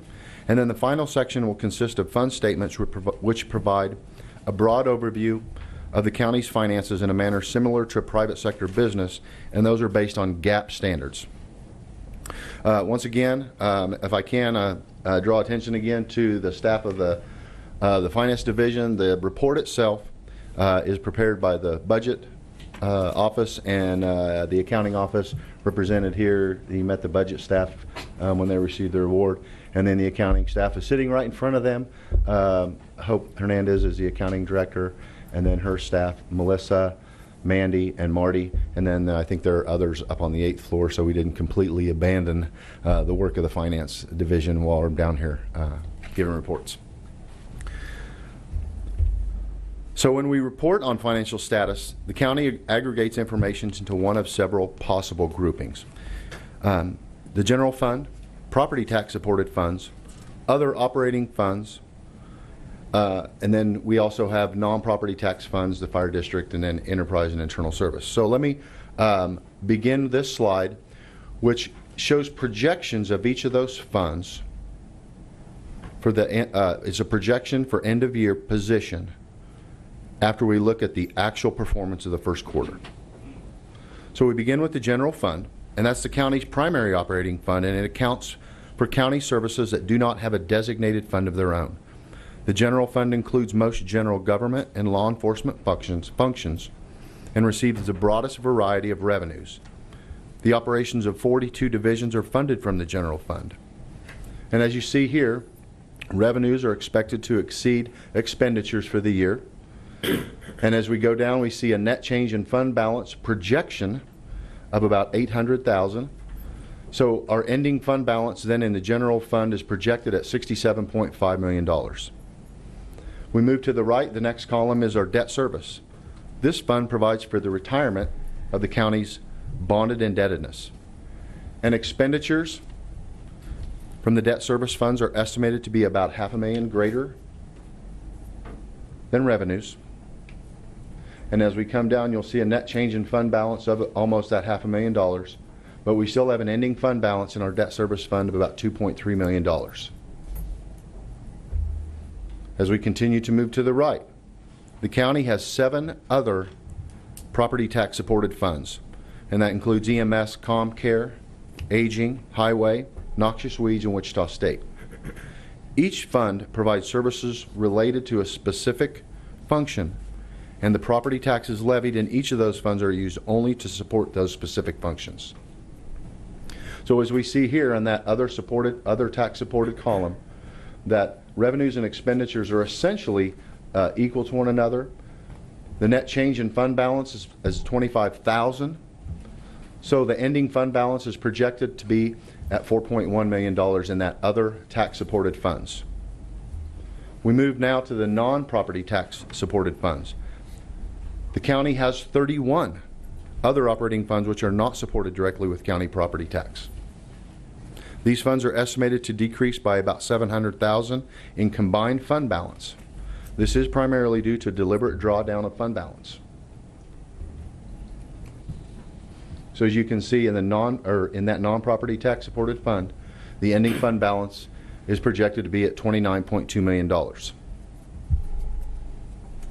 Sedgwick County Fire District is a distinct governmental entity that is operated as part of the county government and levies property taxes and is reported separately.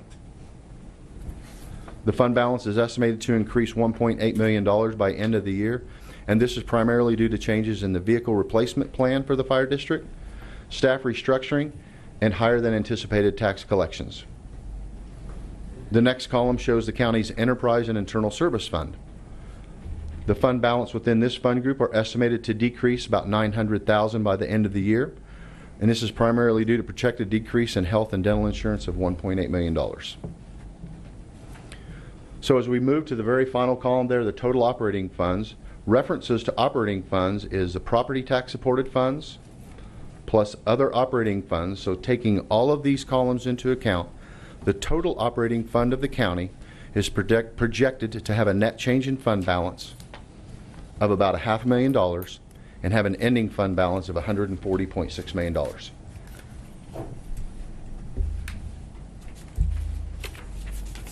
So now we look at just property tax supported funds. We'll focus in on just the property tax supported funds. And at the end of the first quarter, fiscal year 18, net revenues were $105.9 million. A slight increase from 2017, same time period, of $3.6 million. Increases in this were realized in property tax of $3.5 million, retail sales and use tax of about $200,000, and charges for service of also about $200,000. And the overall increase for charges and services is insurance fees, and those are Medicare fees and Medicaid fees collected by ComCare on behalf of EMS. At the end of the first quarter, net expenditures totaled $64.5 million. This is a decrease in expenditures of $4.5 million from the year before. The decrease in transfers out in the first quarter was the primary reason for that. So you see here, you can see the percentage changes. So we had 3.5% increase in revenues and a 6.5% decrease in expenditures year over year for the first quarter. This slide just shows the net income based on the previous information that I've given you. You can see net income for the first quarter is at $41.4 million. Now we're going to dive down a little bit here, and we'll look at the top 10 revenue drivers for those county property tax supported funds. So as we move down that, you can see ad valorem taxes increased $3.5 million or 4.5%. Sales and use taxes, again, increased nearly 3%. Motor vehicle taxes showed a slight increase of 1.5%. You can see insurance fees are up 37.5%. And again, those are those collections that I discussed earlier. And as we move down the chart, you'll see that some of the percentages might look large, but the dollar amounts are relatively small. So if we look down at the very bottom of that, all revenues, including transfers, for the first quarter of 2018 are $105.8 million, or $3.5 million more, or 3.5% increase, as I showed earlier on that percentage increase slide. This is the key personnel expenditures in the county property tax supported funds. Again, personnel is the largest category of expense that the county incurs. Salaries and wages ended the first quarter of 2018 $6.13 million, or 20.4% higher than the year previous. The significant increase is largely due to budgeted increases for employee compensation, as well as there's one additional pay period posted in 2018 versus 2017. So that's important to remember, that it's an additional pay period. So that accounts for that 19 or 20% increase on all of those categories as you move down.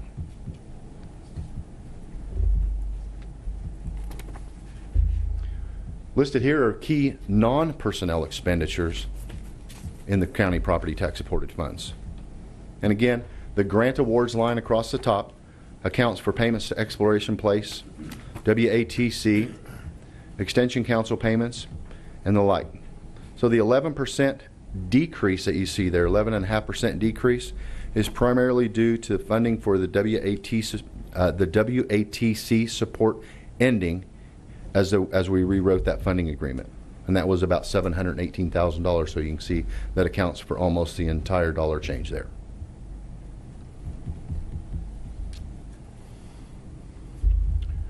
We move now away from tax-funded, property tax-funded, to non-property tax-funded. As I stated at the beginning of the presentation, the county has 31 operating funds which are not supported directly with property taxes.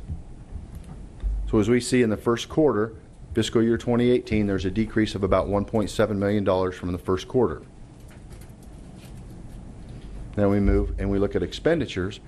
And expenditures in the non-tax special revenue funds, there's an increase of $3.8 million from the first quarter. And I'll explain those as we get into some of the subsequent slides here. So here's a year-over-year first quarter. We see that revenues decreased 8.8%, but expenditures increased 20.2%. Here are the revenues for those non-tax funds I spoke of. What I'd like to draw your attention to is the third and the fourth line, the state revenue for KDADS and the state revenue for DCF. If you see that there's a dollar change increase in KDADS and a decrease in the DCF line that are almost equal to one another. And all that is a way that we do internal accounting. We just change the GL for that to report that increase in DCF. And what that is a participating mental health center contract to KDADS from DCF. There are other changes there. Some of the percentages look rather large, but again, if you'll focus on the dollar change, they're relatively small. And since we're in the first quarter reporting those things, as we move through the fiscal year, those things tend to level out. Here are some key expenditures for the non-tax funds. And again, you see that large increase in salaries and wages based on that additional pay period being posted in the first quarter. I'd like to draw your attention to the bottom two lines here, the management services line. That's due to a contract, a Veritas contract that we have. And in 2017, The first quarter posted only half of a year, and in 2018 they've actually encumbered the full year of that contract. So it's again, it's an accounting function, but it shows a very large increase percentage-wise. And again, that will level out as we move through the year. The bottom line there, the software hardware maintenance, that is due to emergency communications. That $900,000 change you see, $500,000 of that is for annual maintenance, and then $400,000 is for next generation 911. So let's move away now from the budgetary statements, and we move into that other portion of the quarterly report I talked about, where we report on a GAAP basis. So this is a portion of the report that shows 6 years of history. So we go back and we look at 13 through 17 complete years, and then the first quarter of 18. And what this shows is this is the general fund, total fund balance. And I've identified the first quarter of each of those years in the red. So you see that at the end of the first quarter, 2018, the total fund balance on a GAAP basis is $111,000. Now that seems to be significantly more than in previous years, and as you recall, we have some restricted fund balance from MABCD, as I reported to you in the CAFR statement. So about $3 million of that is that restricted fund balance.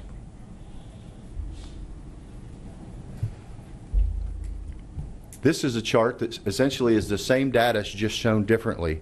And the reason we show this is that the county has a policy that says that we will have an unrestricted fund balance as a percentage of budget expenditures that doesn't go below 20%. So you can see our benchmark 20% line there along the bottom. Again, there's a clear pattern of when revenues come in for the taxes in the first part of the fiscal year, we spend those down in the third and the fourth quarter, and there's a clear pattern as you go back. Again, first quarter of 2018 is at 53%, higher than previous years, but again, that's part of that restricted fund balance.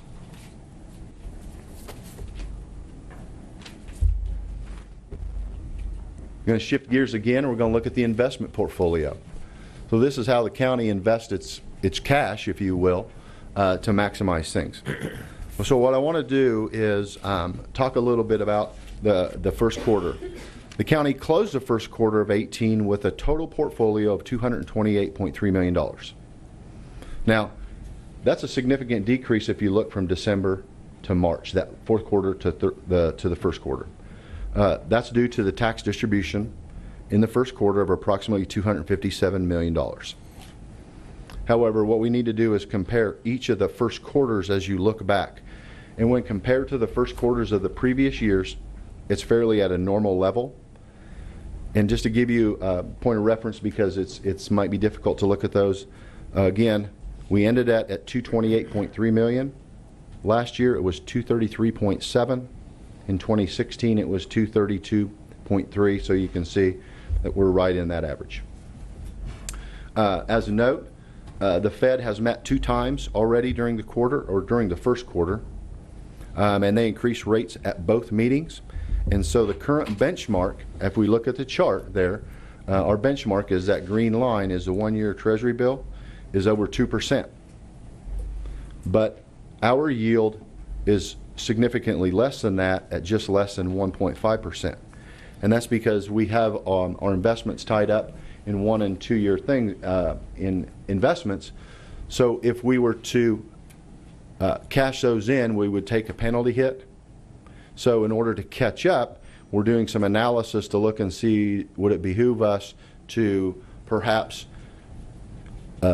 cash some of those investments in, reinvest them at the higher rate, and what that would, how long that would take to repay or to catch up. So we're doing that analysis to see if we can improve what our yield is as the Fed continues to increase the rate.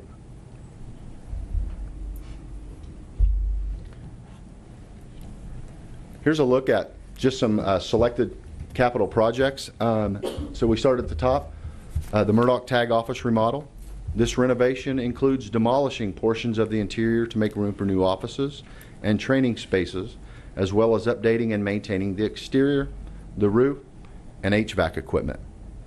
Demo began on April 17th, and the first site meeting was on April 23rd.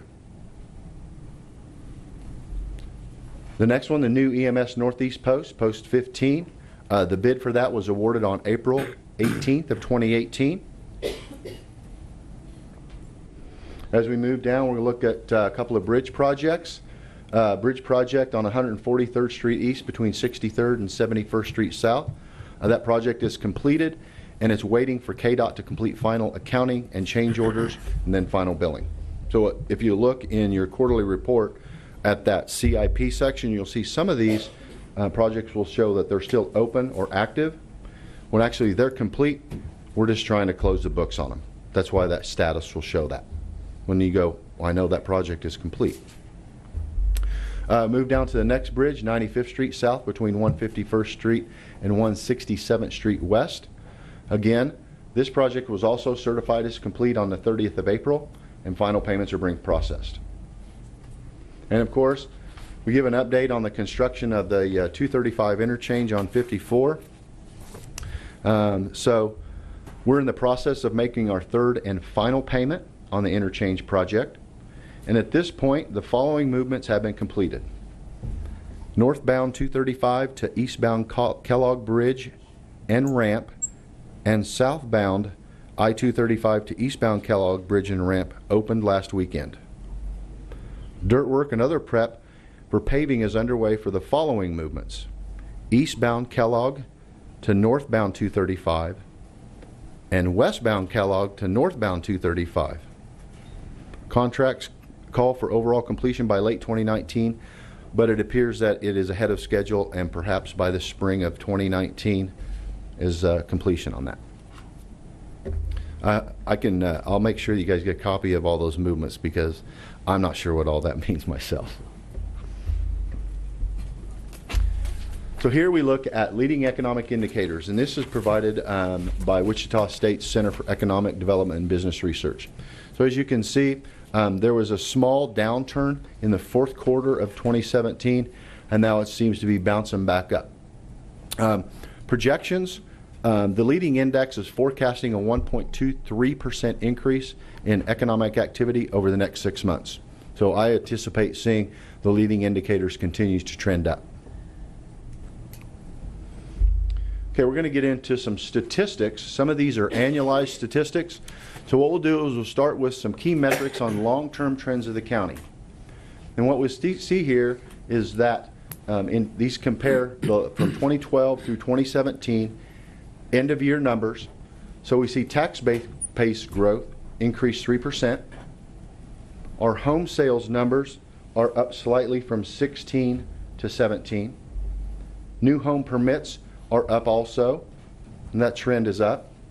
The number of mortgages registered is slightly down from 16 to 17, but up from the 2 years prior, 14 and 15, but it is a trend down year over year. We see sales and use tax increase in 2017, and then the unemployment rate is going down. It's down to 3.5%. What these metrics look at is the change from the first quarter of 17 to the first quarter of 18. So we look at some of the same measures that we looked at on an annualized basis on the previous slide. This is a quarter by quarter comparison.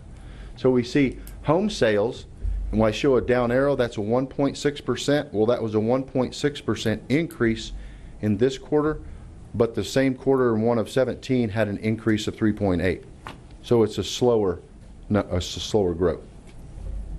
So new home permits were down 1.5%. The number of mortgages registered was down 4%. Again, this is a quarter to quarter comparison, not an annualized number that we saw on the first slide. Sales and use tax up nearly 3%. The total employed is down 0.7%, but again, that's better than the year prior, same quarter. And the total unemployed reduced nearly 13%.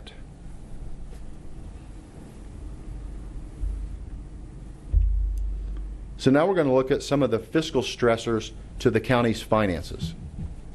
So this shows 3 years of data, and this information is taken from our CAFR. So what we look at here is, the first measure is liquidity. How many days cash on hand does the general fund have? You can see we have about 139 days of cash on hand based on current operations. The flexibility is a general fund unrestricted balance, that unrestricted balance of the general fund as a percentage of the expenditures of the county, and it shows it's 26%.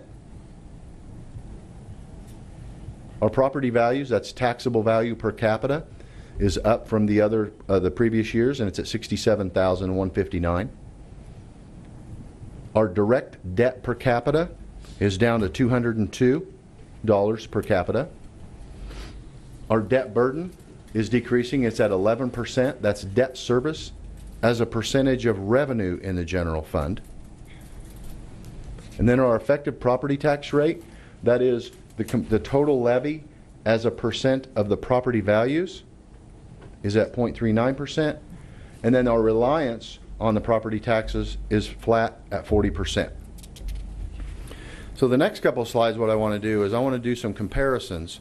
And in the past, what we've done is we relied on GFOA to provide that, and they aggregated data for us so we could look at comparable counties based on population and size.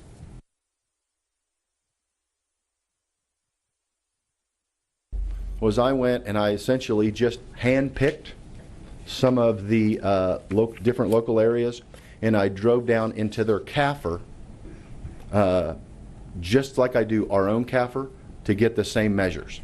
So here we have some counties in the region compared to Sedgwick County. So if we look at, I have Johnson County, Kansas, Wyandotte County, Kansas, Tulsa County, Oklahoma, and Douglas County, Nebraska, which is the Omaha area. And I looked at their population size, and they're fairly similar. So liquidity, if we look at the comparable counties, Johnson County obviously has 208 days of cash on hand. While Wyandotte County and Tulsa County have significantly less than that, and Douglas County, Nebraska is fairly similar. So we look at, again, their flexibility numbers. And I'm just going to kind of hit this at a high level, just kind of breeze over that. I'll let you guys analyze that and study that. But you can see our flexibility numbers are some higher, some lower. The property values, that taxable value per capita, you can see that we're in line really with the Douglas County, Nebraska, and Tulsa County, Oklahoma actually. But Johnson County, the property values are significantly higher than ours. Our debt per capita is significantly lower than some, but higher than Tulsa County. And I will tell you, the difficulty that I had in measuring debt and debt burden is that the way a lot of these counties structure their debt is different than we do. Some of them don't use GO debt the way we do. A lot of their debt is done through what we would call our Public Building Commission, a PBC, or some sort of other kind of commission. So it was kind of difficult to do an apples to apples because they structure their debt differently. But when we look at that specific page in the CAFR, and all of these individuals have received the GFOA award, by the way, for CAFR presentation, which means they're presenting their numbers exactly the same way we are. When you look at the numbers in the CAFR, that's an exact comparison to ours. So it's as close as we can get. So you can see the debt burden. We're at 11%. Wyandotte County's at 17%. But the reason I say that is that Tulsa County at 1%, a lot of their debt rolls through these commissions. And then property tax reliance, some are higher and some are lower, but we're usually pretty close there. My next slide doesn't look at a county, but it looks at cities. And this looks at the city of Wichita, it looks at Tulsa, Oklahoma, and it looks at Oklahoma City. I didn't use Omaha. I guess I could have added that in there since I used Douglas County, Nebraska. But you can see some of the measures are going to be a little bit different as we look at liquidity. And that, yes, that's a right number on Oklahoma City. They must manage their cash differently than we do because on their CAFR it shows they only have 5 days of cash on hand. Flexibility, obviously, We're a little higher than the city of Wichita and Tulsa, but right in line with Oklahoma City. You can see the property values as you look across there. You can see that Sedgwick County's per capita debt is significantly lower than all of the cities. Effective property tax, relatively close, and property tax reliance you can see there. What I noticed when I looked at the CAFRs from the cities as they opposed to the counties is that, you know, they're governed by different rules and they get to do their debt different than we do also as a county. So there are just some different rules that they have to or get to live by or have to live by than a county does. But I know that Commissioner Dennis, you wanted to see a comparison, so I tried to reach out and just kind of hand pick some of those. If there are others that you might be interested in seeing, I can see if I can locate their CAFR, or if there's one that maybe is more relevant than another that I didn't think about. I'd be happy to look at those in the future. So I'm going to wrap up now, and some key points we need to keep in mind is that Sedgwick County is in sound financial condition. There's no deficit projected in the general fund for the current fiscal year. We do show reliance on taxes to fund the government. The loss of the mortgage registration fee is still looming in 2019. There's a slight increase in the officer's fees, but it's not accounting for the complete loss of the mortgage registration fees. So revenues grow modestly or decrease, and the cost of doing business continues to increase. Our county focus reflects continued emphasis on core services, and we look to reduce funding to government services that can be provided by private entities or other governments. So conclusion, through the first quarter, is consistent with what we expected. Fundamentals reflect strong financial position, and the county focus continues to use a strategic plan as a roadmap for success. And with that, I would attempt to answer any questions that you might have. Well, I appreciate it. The briefing is very timely because we're just starting into our budget cycle, and so it's nice to see exactly where we're at to this date before we go into what we're going to do for 2019. Do I have any questions from any of the commissioners? Commissioner Howe. Well, thank you, Mr. Chairman. Thank you for the report. Well done. And I'm looking at slide number 9. You made a comment about the operation revenue for WATC has changed. Can you please elaborate on that a little bit? It has to do with the funding agreement, the way that is done. And I don't know if, Lindsay, do you want to speak to this? I know that there was, the funding agreement was rewritten on the way that's done between WATC and Wichita State. And I'd be happy to let the CFO discuss the details of that agreement. Okay. You like that? Manage up. That's what you always say. There you go. Commissioners, Lindsay Peruso, CFO. So for 2018, the budget that you adopted initially included funding for the Wichita Area Technical College and reimbursement for utilities spent at NCAT by the NIAR folks. After we went through budget deliberations last year, there was an agreement made as the result of the affiliation between WSU and WOTC, so that now it is called WSU Tech. As a result, we used to receive $800,000 in revenue from the Wichita State mill levy that we impose on their behalf. That money was received primarily in our debt service fund, and we put that toward NCAT payments. On the flip side, on the expense side, the county would pay roughly $900,000 total per year for that direct support to WOTC, along with the utility reimbursement. What we have done now at the direction of the Commission in conjunction with WSU is basically cease both of those things. So we are not making payments to WOTC or on behalf of NCAT Utilities, nor are they giving us $800,000 that went into our debt service fund. And so that's essentially why you're seeing savings in that category, is because we're not making that payment, and going forward, we don't anticipate doing that. And so that'll be a part of the budget discussions we have on Friday. So just for my understanding then, so the net result of those two changes is to the county. What's the? It would be about a net $100,000 benefit to the county. Okay, well, that's very good. Thank you. Other questions I had, I guess, just on the on page on slide 22. 22. this kind of gets to the question I asked you yesterday, Lindsay, as well. But looks like if you were to use a starting point in 2015 and then go through the 2017, looks like we paid off around quite a bit of debt per person. And if it's just use the per person debt and calculate that out, it's about a 23% reduction in debt load per person over the 2-year period. Does that seem reasonable calculation? Yes. That's pretty impressive. Glad to know that. That's very, very good. And I think it's the first time I've seen a comparison of our debt to other organizations that was just added to this report. I think that's very, very interesting, and I just want to reflect on that for a little while. I think that's some of the most interesting numbers on this entire report. But I guess overall, I just want to say I appreciate the good work you all do, and I think that my takeaway is that Sedgwick County is very, very fiscally healthy. I'd give us an A+ at the moment. I think we're doing great. Appreciate all the good work that manager's office does, as well as the finance office to bring this report to us. It's very, very positive overall. Thank you. Thank you. Thank you. I do appreciate you including some of the cities so that we can see how we compare to those. I think that was a great addition to this. One question still on WSU Tech.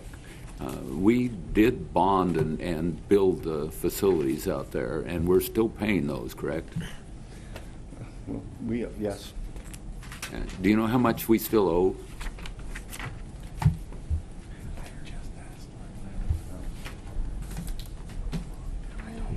Commissioners, I believe, or Commissioner, excuse me, we're paying through 2028 on that debt service, around $3 million per year. So based on that, it's approximately 10 years. So I would say roughly $30 million between principal and interest owed on that facility.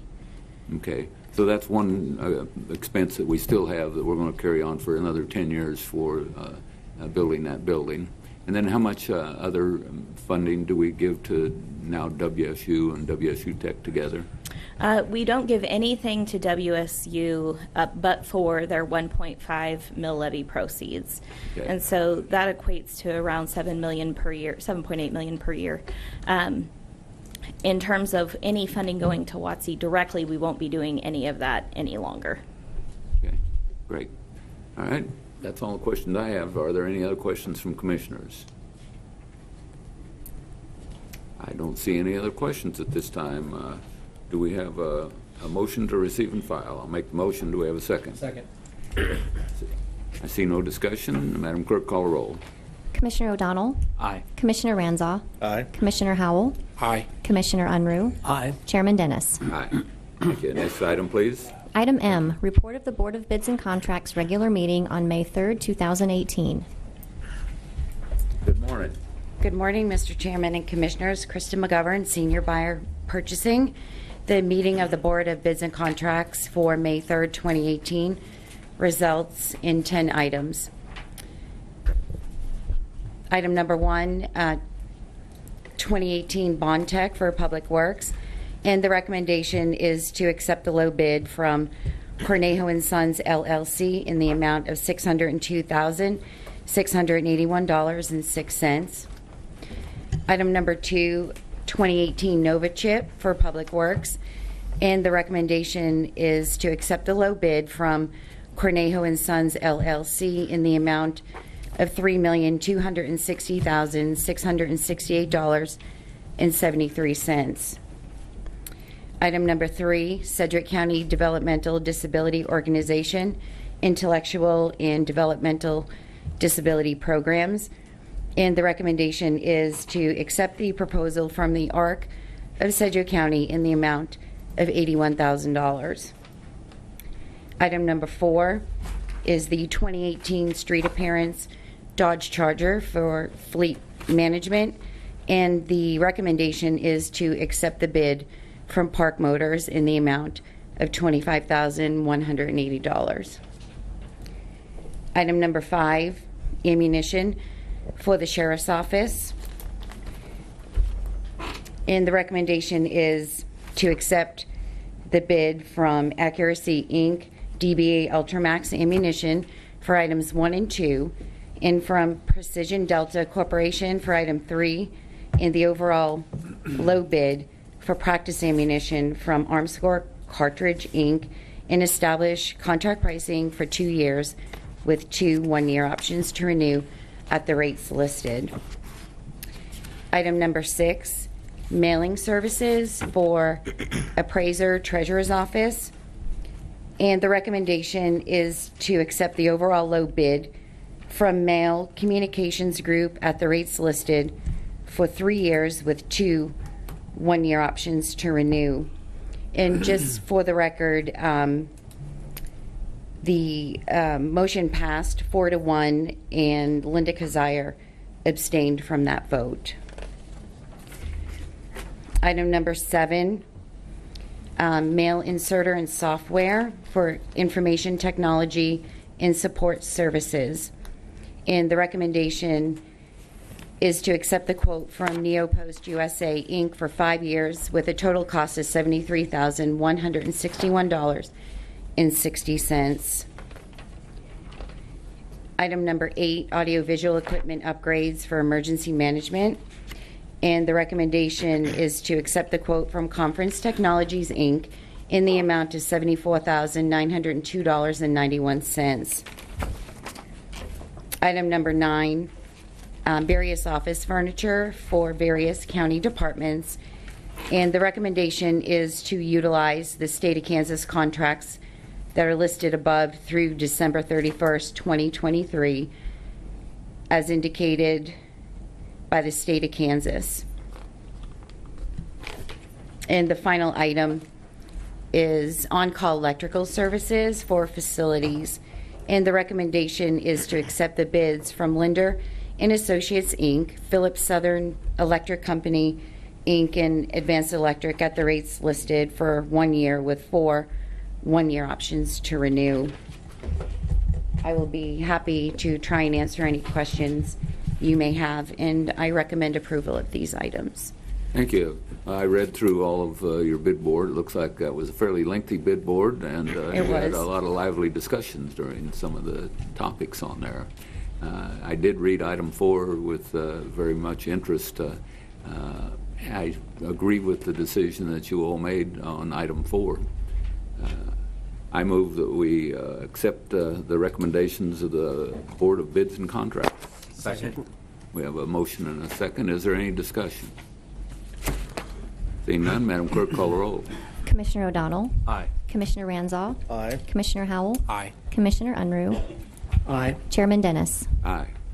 Well, that Thank was you. a lengthy bid board, but it was a lot easier here than it was at the bid board. Thank you. Thank you. Next item, please. Consent agenda. Commissioners, Mike Scholes, County Manager. Recommend you approve consent agenda items November through Alpha Foxtrot or Air Force if it applies. We do understand the phonetic alphabet in the Air Force. I move we accept November through Alpha Foxtrot. Second. We have a motion and a second. Discussion? Mr. Chairman, I would like to ask our Public Works Director to make a comment on item O, if he would. Sounds appropriate. Mr. Chairman, Commissioners, David Spears, Assistant County Manager. Just like to highlight item O. This was reimbursement for a bridge that was washed out, not completely washed out, but not usable after some flooding in 2016. And we applied to KDOT and its funding through FHWA on damage to roads that are on a federal aid secondary system. We were at first told no, and I just want to thank Jim Weber and Gina Morgan of our office for sticking with this and their determination not to give up. And we're going to receive back $346,000 for that bridge, which is 80% of what it cost. So we're very thrilled about that. It'll go back into the general fund, and just wanted to highlight that good news. And you can see from the rest, there's three other things on there for us also, which we've been pretty busy down there with the agreements with KDOT. So just wanted to highlight that item. Very good. Thank you. You have anything else? Well, no, it's good news to get that reimbursement, and I just appreciate the hard work of our Public Works Department overseeing the project to get that bridge, which was unusable, and they reconstructed it, and folks of Keachai were delighted with the quick work and the results of that refurbished bridge. Thank you. Commissioner Howell. Thank you, Mr. Chairman. Just one quick question on item Sierra. There's a zone change on District 4. I'm curious, is this a little unusual to see a zone change on consent agenda? Did this go through MAPC, or I'm just curious about how that is on here as consent? What item? Sierra? Item Sierra. And yes, I'm an Air Force guy. I know the alphabet as well.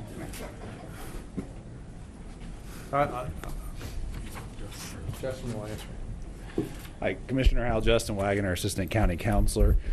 I believe that planning staff had altered how they handled agenda items. That was approved by the Planning Commission. I believe it was a unanimous approval.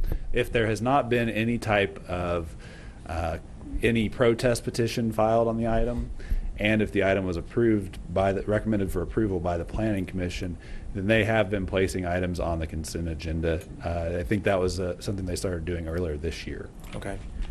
Well, my memory is not great on that, so I just was curious about it. And then the second thing I would just like to point out, the item uniform is certainly a thing I appreciate. Commissioner Ranzau has put this together and pushed for this change, but this was a change that was approved by the advisory board, and it was, I think, unanimous. And so this is a deregulation allowing some different uses of surface water, and of course it has to go through KDHE still, but I think that this was a good change for our county. I want to say thank you to Commissioner Ranzau for making that happen. Thank you.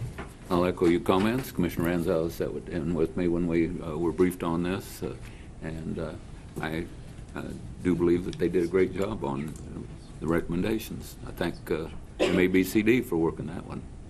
Any other comments? Seeing none, Madam Clerk, call roll. Commissioner O'Donnell. Aye. Commissioner Ranzau. Aye. Commissioner Howell. Aye. Commissioner Unruh. Aye. Chairman Dennis. Aye. Next item, please. Legislative issues. Thank you. Is Will Deere here today? Mr. Deere is not here. Mr. Yost. Mr. Chairman, well, of course, we'd already reported to you that the legislation with our urban designation had been adopted, and in that same legislation, there was actually a proposal by the city regarding the mayor's voting on charter ordinances. That was clarified. And then we also had in that legislation authority from the state for us to control, or at least put the election commissioner through the same budget process as all the other departments. That was all in one bill, and that was approved by the governor last week, passed by both houses. And then we have a bill, and I don't know that we've obtained a governor signature yet, but pertaining to election matters, you all, as the Board of Canvassers, had requested that the envelope used by people voting by mail be tweaked a little and clarified so people understand if they have to sign or not on it, and that legislation was passed. There were other things in that bill, but what we had asked for was done, and of course there's also the audit provision in that bill. I think on the auditing function for future elections, there will be random audits that are authorized now, which we couldn't have done before. But the rule and reg process by the Secretary of State is going to determine how that works, and that hasn't taken place yet. Good. So I think it was a very successful session for Sedgwick County. We got our top priorities. I concur. It was the major things that we had on our legislative agenda were all passed, and I think that's great news for Sedgwick County. The audit portion, as we talked about the other day, leaves some confusion in my mind, so I think the rules and regs are going to make a big difference on what happens in that audit portion, because they say we select precincts at random. The problem with that, you could select one precinct that had 600 or 700 voters in it, and the precinct right beside it might have 2. So it wouldn't be a very accurate audit if we ended up selecting something that way. So the rules and regs are going to make a lot of difference on what happens on that one. The other one that we were pushing for, which was very important, we had over 20 people that we had to throw their ballots out when we were doing the canvass, and this corrects those problems. So overall, I thought we had a great legislative session. We had several of us went up to Topeka last Friday. The manager, Commissioner Unruh, and I went up, and we got to watch the governor sign the bill that gave us authority over the election commissioner's budget and HR functions, and gave us the urban area designation. So that is actually laying on Commissioner Howell's desk right now, because he's going to frame that, and we'll hang it up in here so that we can show the great work that everyone did on working on those. Commissioner Howell, you have some comments? I do. Thank you, Mr. Chairman. I just wanted to say I'm really proud of Sedgwick County. I think we had 4 items off our legislative platform that passed the legislature this year, and that's phenomenal. I just wanted to say thank you to all of those that were involved in that. I got involved in some of that personally. I did actually travel to Topeka and testify on some of that. The one that comes to my mind that has been, I think, I'm very, very proud of, and that's the election audit bill. It's been in the news for years, people wanting to audit the elections, and I think that the people deserve that transparency and that accountability. We needed to get that done, and we have led on that. It's been on our platform for a number of years. It should have passed last year, frankly, but got gummed up in the process. And so I'm just so proud of us for getting that finally to the governor. I'm sure he'll sign it. At least I'm confident that he will. But we spent about $7 million on new election equipment so that it is designed to be audited.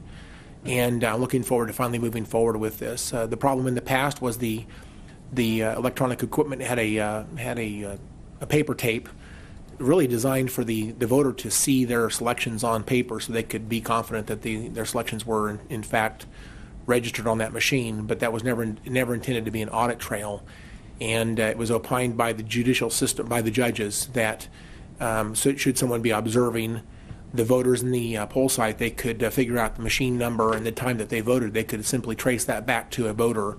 That was a privacy concern because their selections should be private and held in strict confidentiality forever. So the anonymity of the voter needs to be maintained in the process while we audit.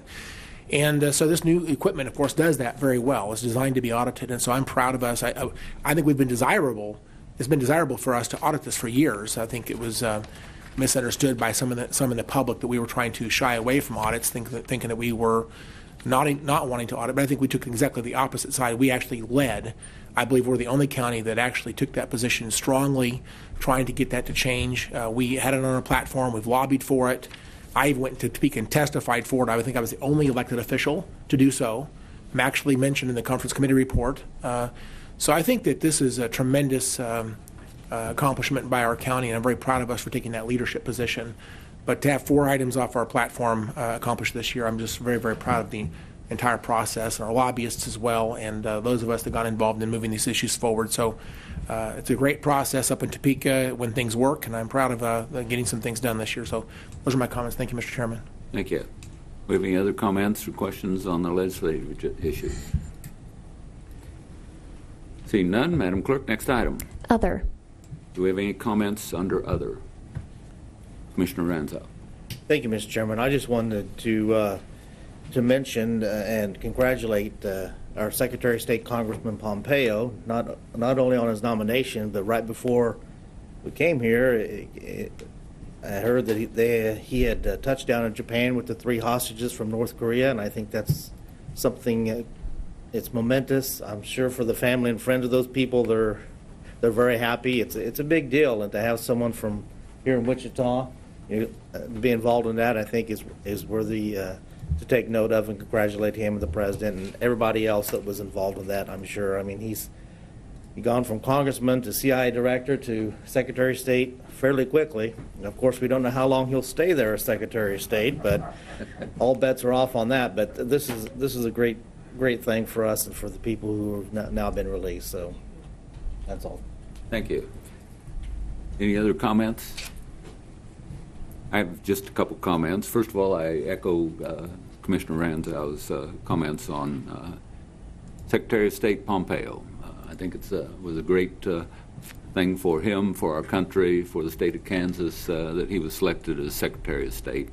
I'm very proud that he was West Pointer, that he's served his country in a number of ways, and now he's doing some great things, and I hadn't heard the news that he touched down with the hostages. We all hoped and prayed that that was exactly what was going to happen, and we are very much pleased that it did. The other thing was we started our meeting today talking about a couple of proclamations that we had for our Sheriff's Department and our correctional custodies, but correctional officers. But they are part of our community of folks that are serving, and this week we're recognizing all those folks that are serving their community in a variety of ways. And we're very proud of our folks that serve here in Sedgwick County, all of our employees.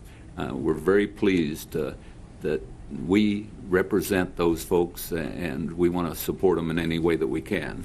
This afternoon at 4:30, I believe, we're going to be over at Botanica to recognize one of our sheriff's deputies for the excellence in public service. And I think that's another great way that we honor the folks that are serving us. One other thing that I wanted to talk about briefly was at the end of last month, I had the opportunity to go down to San Antonio with some leaders, with the sheriff, with council member Clendenin, with folks from ComCare, with folks from Via Christi, and take a look at what San Antonio is doing, because they're a city of 1.5 million, so the issues that they're facing are about 3 times as big as what we're facing here. But they've come up with some solutions to drug and alcohol abuse, homelessness, mental health. And these are some tremendous issues that are impacting us here in this area. If you take a look at what we're spending right now because of those issues, the DA, the courts that are involved in trying to react to problems involving drug abuse, mental health, and so forth. Our EMS that responds to people overdosing and having medical problems every single day. Our fire department doing the same exact thing. ComCare, the sheriff's office, the jail. When I was talking to the DA yesterday, he gave me an interesting statistic. He said, as he's charging people for different crimes, 11% of all of the people that he charges today are charged, an additional charge is levied because of possession of illegal drugs. That's the people that are possessing it. And that doesn't include those people that he's charging that are now using drugs, that are committing the crime because of it, but they don't have drugs on them. So the figure is really much higher than that. We're looking, the reason that we had a meeting yesterday with the sheriff and the DA and Via Christi and a bunch of folks that are involved in these issues is that this is a huge issue, and it's going to have a huge impact on the budget here in Sedgwick County. It's going to have a huge impact on our community. We need to come up with some solutions. One of the things we're looking at is trying to get together a request for up to between $100,000 and $500,000 to take a look at this problem and see what we can do. We're going to see a grant proposal in one of our upcoming meetings in the very near future, because it's due on May 29th, to see if we can get some funding to help work this. But that funding is going to look at someone that we can hire to solve this, because one of the areas that I forgot to mention is that the cost to our hospitals when these people end up at a hospital is immense. So we need, first step is really to find someone that we can put in place to start working these issues for us and figure out what their next steps are. But San Antonio was blessed. Valero came up with $20 million to put together a campus. They've got 149 nonprofits all located in one place that they can bring people in that have problems with homelessness, problems with mental illness, problems with drug and alcohol abuse, and serve them right there at this campus. $20 million is a huge hurdle, but we need, first of all, the person in place that can start working this and figuring out what we need to do, because it's going to continue to impact our budget every single day, and the budgets of a lot of important businesses, community support issues around here. So